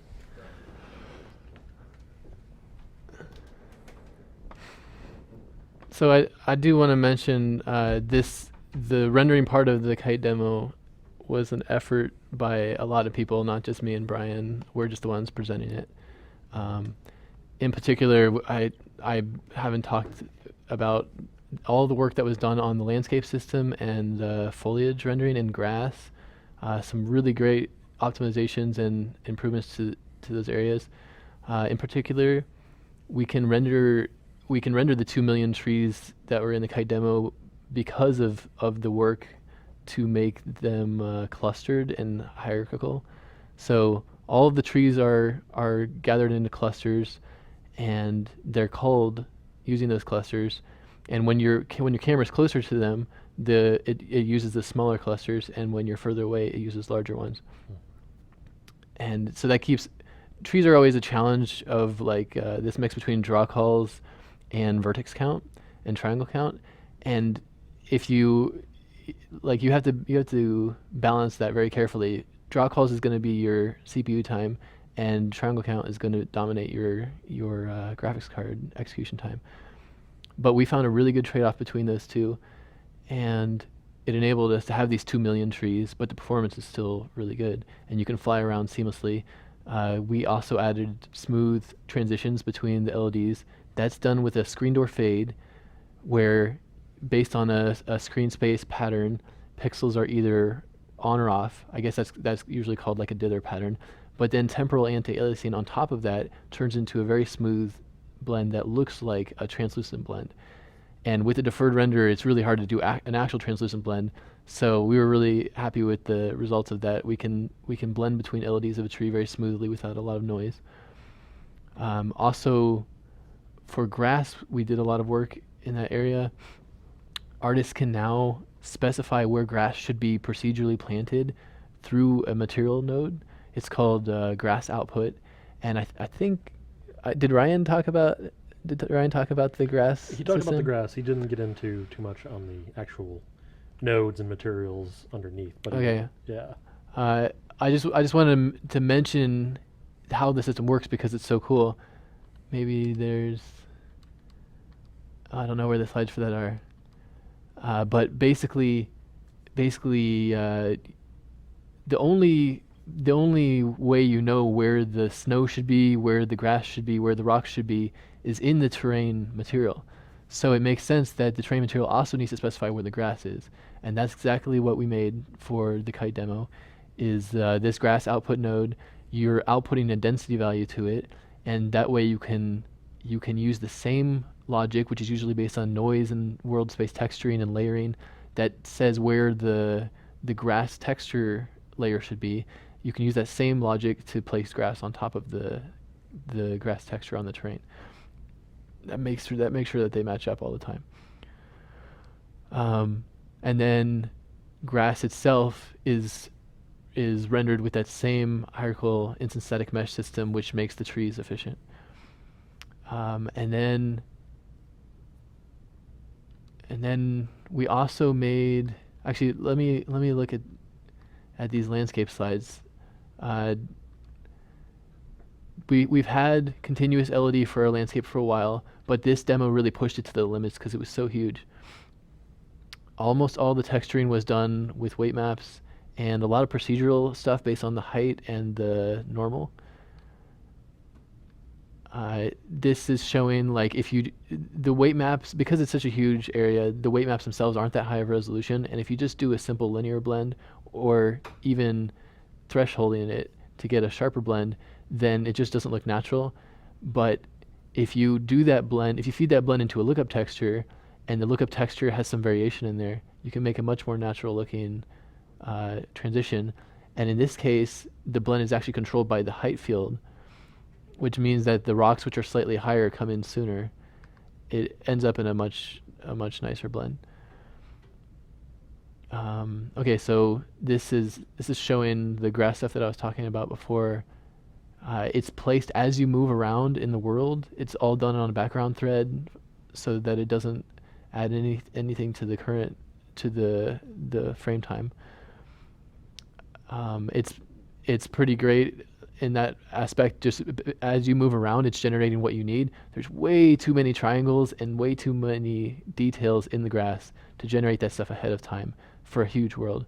So, like in the theme of this demo, yet again, we are doing view dependent processing, so that the giant scale of the world doesn't bog down the performance. You pay for what you see, basically, the stuff around the camera. This is talking about the hierarchical instance static mesh that is used to make the trees and the grass render quickly. This is a quick visualization of the different LED levels involved when looking at the foliage. So this is a cool little feature that we developed while trying to make good-looking billboards for trees in the distance for the kite demo. So billboards are usually when the trees are so far away, you have hundreds of thousands of them on the screen. You can't afford many triangles for each. So each one of these was it was like 4 triangles or 12, I can't remember, but it was a very small number of triangles. So the depth information is all lost. And to do proper shadows on these, you would just get like a flat result. There's no self-shadowing anymore within the tree, which completely changes the look of the tree. They become either fully shadowed or fully visible. And we developed this feature called pixel depth offset. You'll find this pin in the material editors. It's new in 4.8, but there isn't any documentation on it just yet. I guess this is the documentation. Basically, you can push each pixel into the screen by a world space distance. And even though the number of triangles isn't changing, at each pixel you can push it into the screen, and it will receive shadows based on that position. It will also intersect with other objects based on that position, and things like screen space ambient occlusion will work correctly based on that distance. So this is important with a deferred renderer because all the deferred passes that do compute lighting, they all operate on the depth value that you output from the material. And for a billboard, the depth values are going to be the same across the whole billboard, and it's not going to light correctly. But with pixel depth offset, you can add that variation in there. Now the challenge is, where does the depth offset actually come from? That's something that Ryan Brucks engineered, and when he was rendering out the trees from different angles to generate the billboards, he also stored out the depth. And then when rendering from the main view, he picks the correct atlas, or the correct entry in that atlas that has the depth from the angle that you're looking at from right now, and fetches the depth for each pixel and hooks that into pixel depth offset. So you get a pretty good reconstruction of the 3D tree, even though you're only using these 2 triangles. And the end result is that it looks like the higher poly tree, even though you're in the far distance. So that was important to getting good quality tree lighting on in the distance. Okay, so that's all there is about the foliage. I want to go back real quick. Do you think how much more time do I have? Probably go to 4, but you can 4? roll. I mean, All I went? Awesome. All right. So I just have a little bit more about the global distance field and things that can be done with that, and then maybe we can go to Q&A. Yeah. All right. Okay. So remember I was saying before that we have this global distance field now, which makes it really efficient to look up the distance field. And now that it's so efficient, we can use it in a lot more places. So the first place we're using it in is to implement GPU particle collision. And this is something that we had before in the form of collision against scene depth, but we never had full scene collision that was reliable. So even as you look around, even as objects are off your screen, the collision still works properly. This is implemented by, for each particle looks up into the global distance field and it gets the distance to the nearest surface, and then it also computes the gradient of the distance field, which gives you the normal of the surface that you're closest to. So you automatically know both the distance to the surface and what the normal of that surface is, which is exactly the 2 things you need to compute particle collision. So that's impressively efficient. It actually costs the same thing as the scene depth collision, but it works everywhere. Like all the distance field lighting features, it only works on shader model 5, not shader model 4. But the end result is you can just have millions of GPU particles all colliding with your scene, as long as you're using the distance field, as long as you have the distance field representation enabled, which is a per project setting. And it costs generally about 1 millisecond per 1 million particles to compute this collision, so it's very efficient. I like this is just, these are just some programmer art videos, so I don't think our effects artists have really gotten a chance to like see what they can do with this. This was just me messing around in the editor, and I found that it's surprisingly good for snow, because the snow can actually like land on surfaces, something that games never do. The snow always just goes right through the ground, right? But now the snow can actually land on surfaces and collect there over time. And even if you weren't looking at that area, it will still collect there because it's not screen space, like the scene depth collision. So that's one application of the global distance field, is to GPU particle collision. Another one is that we now have 2 new nodes in the material editor where basically you can access in the material editor the global distance field. So you can do things per vertex with world position offset deformation, and you can do things per pixel, just hooking it up to opacity or normal or whatever. This, I put a plane through the level, and I hooked up the distance to the nearest surface node, and divided it by 1,000 for visualization. And you can see that like as you're getting closer to a surface, it's getting closer to 0. Inside a large solid object, it'll actually be negative, and further away it gets closer to however many world space units you are away. That's what the node will return. Oh, and I should mention that this was after the kite demo, so it's actually not in 4.8. It will be in the upcoming future 4.9. I hate to talk about 4.9 when we just released 4.8, but I mean that's kind of the way these things work out. Like the cutting edge stuff goes in the next build. But by compiling master from GitHub, you can mess with these things right now. This was I just hooked up the distance to the nearest surface into opacity to make it fade out near occluders, and you can get like obstacle avoidance where the fog avoids nearby objects. One of our users made this awesome effect. His name is Roel. He made this awesome effect that simulates soft bodies. So these are all actually there's a smaller sphere inside each one that does the actual collision, and it's standard physics collision with a bounce. But the actual sphere that's providing what we see on the screen, the visual effect, it deforms itself based on the distance to the nearest surface. So if you sample the distance to the nearest surface on your own surface, you get 0, unless somebody else is pushing you. If another sphere is touching you, then you'll get a negative value because you're actually inside that other sphere. So you can use that to push that vertex closer to along the normal, closer to your center. And as a result, you get this completely dynamic, very cheap, soft body look, where as things hit the wall, the sphere gets pushed in instead of just clipping through the wall, and as they hit each other, they act soft.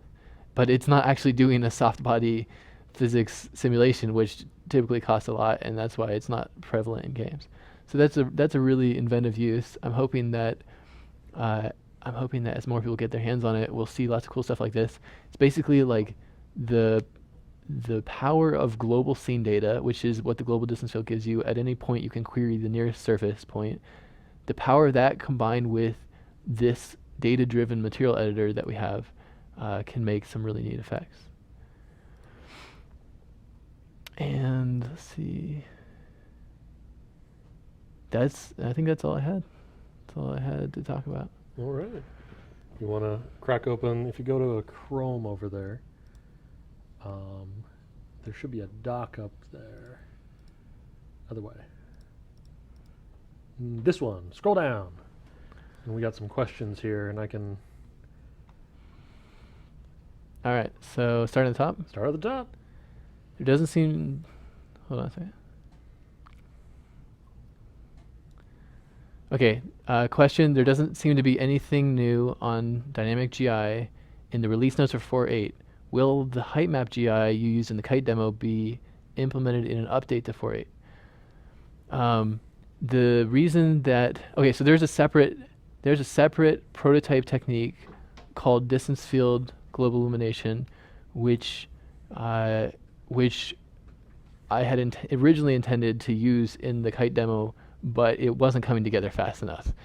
So then we took a step back, and that's when we worked on height field GI, which ended up working out great for that type of world, for like a large open world. So the distance field global illumination, there's no mention of it in the 4.8 release notes because we feel it's too early to talk about. It's basically, it has a lot of problems. Specifically, it doesn't work at all indoors. It works outdoors okay, but the performance is very poor. The memory usage is out of control, and it has a fair amount of leaking and other artifacts. So it's basically like a very early prototype. Too early for us to mention the release notes. That's kind of, like since we give our access to our source in real time, you see things that our engineers check in real time. But sometimes it's just step one of many steps. And honestly, at this point, the whole distance field GI thing might not work out at all. It's a very complex feature. Real-time GI is one of the hardest problems in computer graphics. And it's kind of like step 1 or step 2 out of 10 that need to be done for the feature to actually work. So it might not end up not working at all. There is a thread in the rendering section of our forums talking about what's in 4.8 with regards to distance field GI and how you can actually enable and turn it on and try it out. So check out that thread. It also has information about how to use height field GI. But other than that, yes, they're not mentioned in the update. The second question was, will height map GI used in the kite demo be implemented in an updated 4.8? No, it's completely in 4.8. The height field GI is completely in 4.8 as used in the kite demo. In fact, everything used in the kite demo is completely in 4.8. All right, I guess I should go through a little bit faster than that. Whatever, man. Okay, can we expect updates to light propagation volumes in the not so distant future, such as emissive lighting for cheap area lights and increased distance and accuracy? There is an update to light propagation volumes that was done by Martin Mittring very recently, or integrated from Lionhead. Sorry, to be clear, light propagation volumes in UE4 is a feature made by Lionhead, and it's pretty much completely their feature. We have integrated it because we like having the feature in the render, but like all of the technical aspects of it have been solved by them. And recently we integrated some improvements to it. The main improvements were sky occlusion and directional occlusion. There are other, so those improvements don't encompass increased distance or accuracy, unfortunately. And right now we don't have any plans to work on that further. Emissive lighting for cheap area lights is something that would be cool to do. I think that was in what we just recently integrated, but I'm not 100% sure because I didn't do that integration myself. All right, next question. Do you have any tips and tricks to share for using dynamic global illumination? I'm going to assume this is the height field GI because that's the one that works better right now. One tip is basically if your base color of your landscape is too dark, then the bounce lighting is almost non-existent. So make sure that the base color matches what it looks like it should bounce. For example, if you have a bunch of bright green grass on top of dirt, the dirt's what's actually bouncing because that's the landscape texture. So it will bounce some dark brown color that you won't even notice, whereas you expected the grass to be bouncing it. So if there is a GI replace node, which you can use to change how the diffuse color is exported, just like the light mask replace node. And that way you can make it brighter or darker as you wish, just for the purpose of global illumination. Okay. Next question.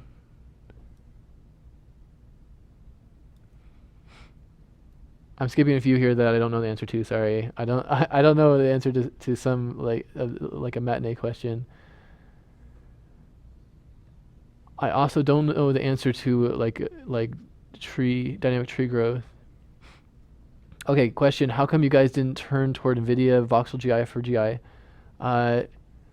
The reason is that, well, I mean, the simple explanation is we have limited amount of time, and we need to make features that work across all the platforms that are important to us. Not all of them, but most of them. Specifically, we mostly spend our rendering time targeting mid-spec PC, which is what the vast majority of people playing PC games have, and current gen consoles, which are kind of the same target. Basically, like $130 GPU. Each technique should run on that or be able to scale down to it at some lower quality setting. So sometimes there are techniques that can only possibly run on a $600 or $1,000 video card like a 980 GTX or a Titan, and we can't really justify spending the time to make a technique that only runs on those video cards. That'd be like 2% of our user base, unfortunately. But at the same time, we love that the NVIDIA guys are making improvements to UE4 lighting within UE4. That's amazing. We always love when third parties are making rendering improvements. I think that's how it should be ideally. It shouldn't be bottlenecked based on Epic's engineers to implement every rendering feature that we could ever want. The more niche ones can be done by third parties, and because there are a lot more people that work in UE4 than just the Epic engineers, right? Like there are many thousands of developers working in UE4.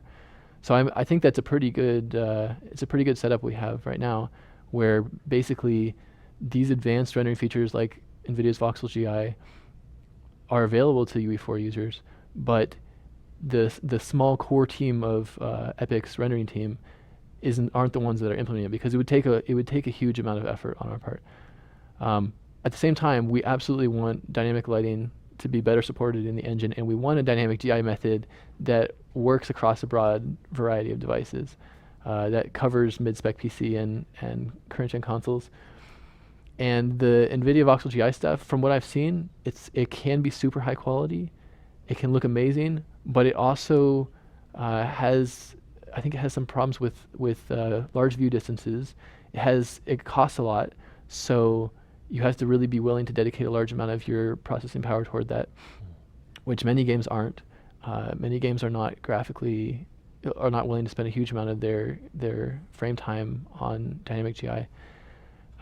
Also, I guess I covered everything I wanted to say about that. Okay, question: can I run a similar smaller map, like 2 kilometers squared, that uses the same settings, techniques, and assets on Epic settings on Oculus Rift on a 980 GTX? It's hard for me to know the answer to without actually trying it. I would guess no, because a lot of rendering techniques are based on screen space resolution, and to render on Oculus, you need a very high frame rate and a very high resolution. It's not that the map size. We developed a bunch of techniques that don't depend on the map size through smart use of level of detail, which means that they are mostly dependent on your screen space size. Generally, to run fast enough on Oculus Rift, even on a 980, you can't rely heavily on dynamic lighting. It just costs too much GPU time, and foliage is also a very difficult thing to do because of the high GPU cost. But I mean, the real answer to that is to try it. It depends on the content. Okay, question: does cascaded shadow maps or real-time distance field shadows, ray trace distance field shadows work well in translucency? I noticed in the image that the river was still bright under the shadow, whereas the surface underneath was shadowed. So let's see. Ray trace distance field shadows don't affect translucency at all. That's a missing feature. But cascaded shadow maps do.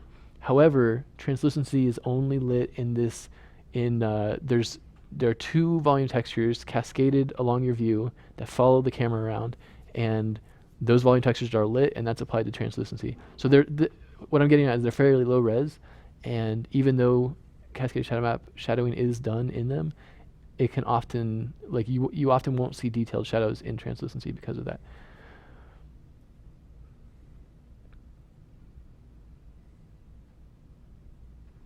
All right, looking for another question. Will we be able to calculate distance fields at runtime in the future for procedurally generated content, for example? That would be super cool. And it is possible to do a GPU generation of a signed distance field from a mesh. It's really just a matter of development time and prioritizing it. Right now, it's not in our plan, but that is something we could do in the future. For characters, that's not really the way to go, because the computation of distance field ambient occlusion is fairly expensive, so it's done at very low res, and there's a strong temporal filter on top of it, which means it doesn't update very fast under scene changes. So for character ambient occlusion, we would want to use a different technique than distance field ambient occlusion, but that can also be done.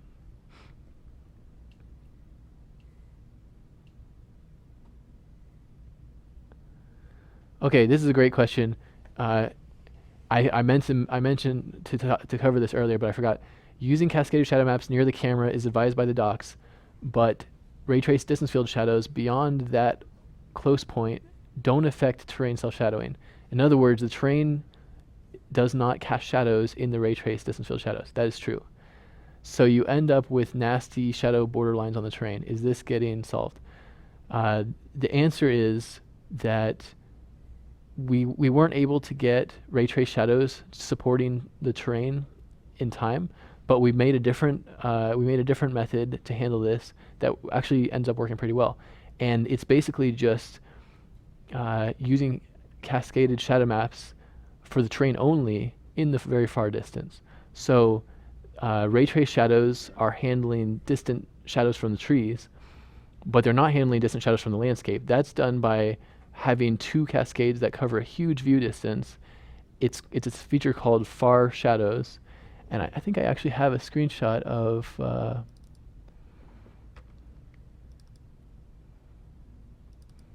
the property. Okay, so this is similar to the setup that was used in the kite demo. So the far shadow cascade count is set to 2, and the far shadow distance is basically 1.2 kilometers. So the reason that this works well is that landscape LODs very efficiently. It has a continuous LOD method, and any meshes that implement level of detail efficiently, they can be rendered into a shadow map very, very efficiently, and we don't have to use the ray trace shadows on them. So we found that in the kite demo, it only costs about 2 milliseconds to render the landscape into this massive shadow map that covers view distances up to 1.2 kilometers. So it's super complicated, I know. I'm sorry for that, but this is kind of like the features that worked together. Unfortunately, each of these features, cascaded shadow maps that have the whole scene in them near the camera, ray trace shadows in the middle, and then the far shadows in the distance, each of these features has kind of like an area in which they're good, and then other areas in which they're not so good. So you have to combine them to cover the whole view distance. Right. And in the end, there's basically 3 shadow techniques used to solve shadows for the entire view range. I do want to add that far shadows are not landscape specific. It's just that by default only landscape is in them. Every component has a property called bcast far shadow, and you can tell them to render in that distant shadow. And that is really useful for huge static meshes that are kind of like mountains. You can basically include them in those distant shadows.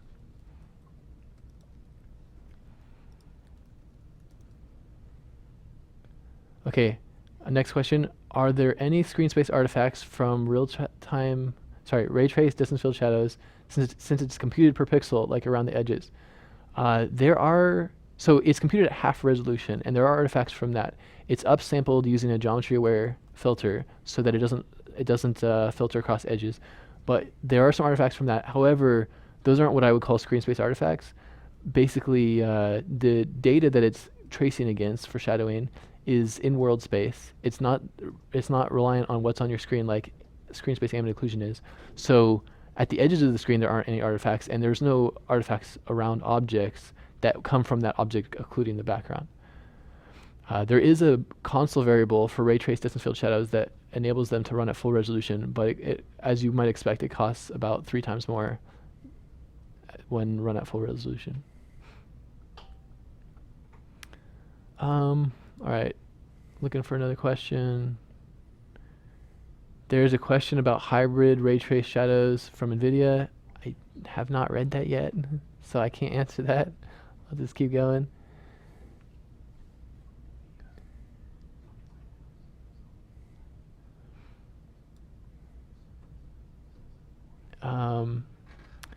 Okay, question. Now that you're using this for GI as well, is there a possibility of depth of field-based reflections? possibly allowing us to avoid the artifacts of screen space reflections at screen edges? That's a good question. I think real-time reflections in games is still very much an unsolved problem. Screen space reflections work great sometimes, and other times they just completely fall down. When information is off the screen, it can't work. It's a limitation of the technique. And the cube map probes that are used as a fallback are not very accurate either. There's definitely something we need for dynamic scenes, reflections off of any surface, and it's an unsolved problem right now. Now there is an opportunity to ray trace the distance field, the global distance field and the project distance fields, to compute occlusion for the reflection ray. The problem is that would only give occlusion. It wouldn't give actual lighting, and when you're computing reflections, you would just see black blobs where objects occlude the background instead of what you really want, which is, a reflection. So that is it's something we're kind of like kicking around in our minds, but not something that we have a clear idea on how to solve yet. Is that Still it? more. Oh, they're on the next page? We need to wrap it up. All right.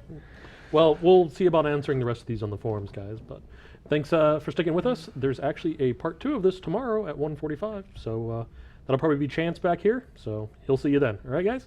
Later. Bye.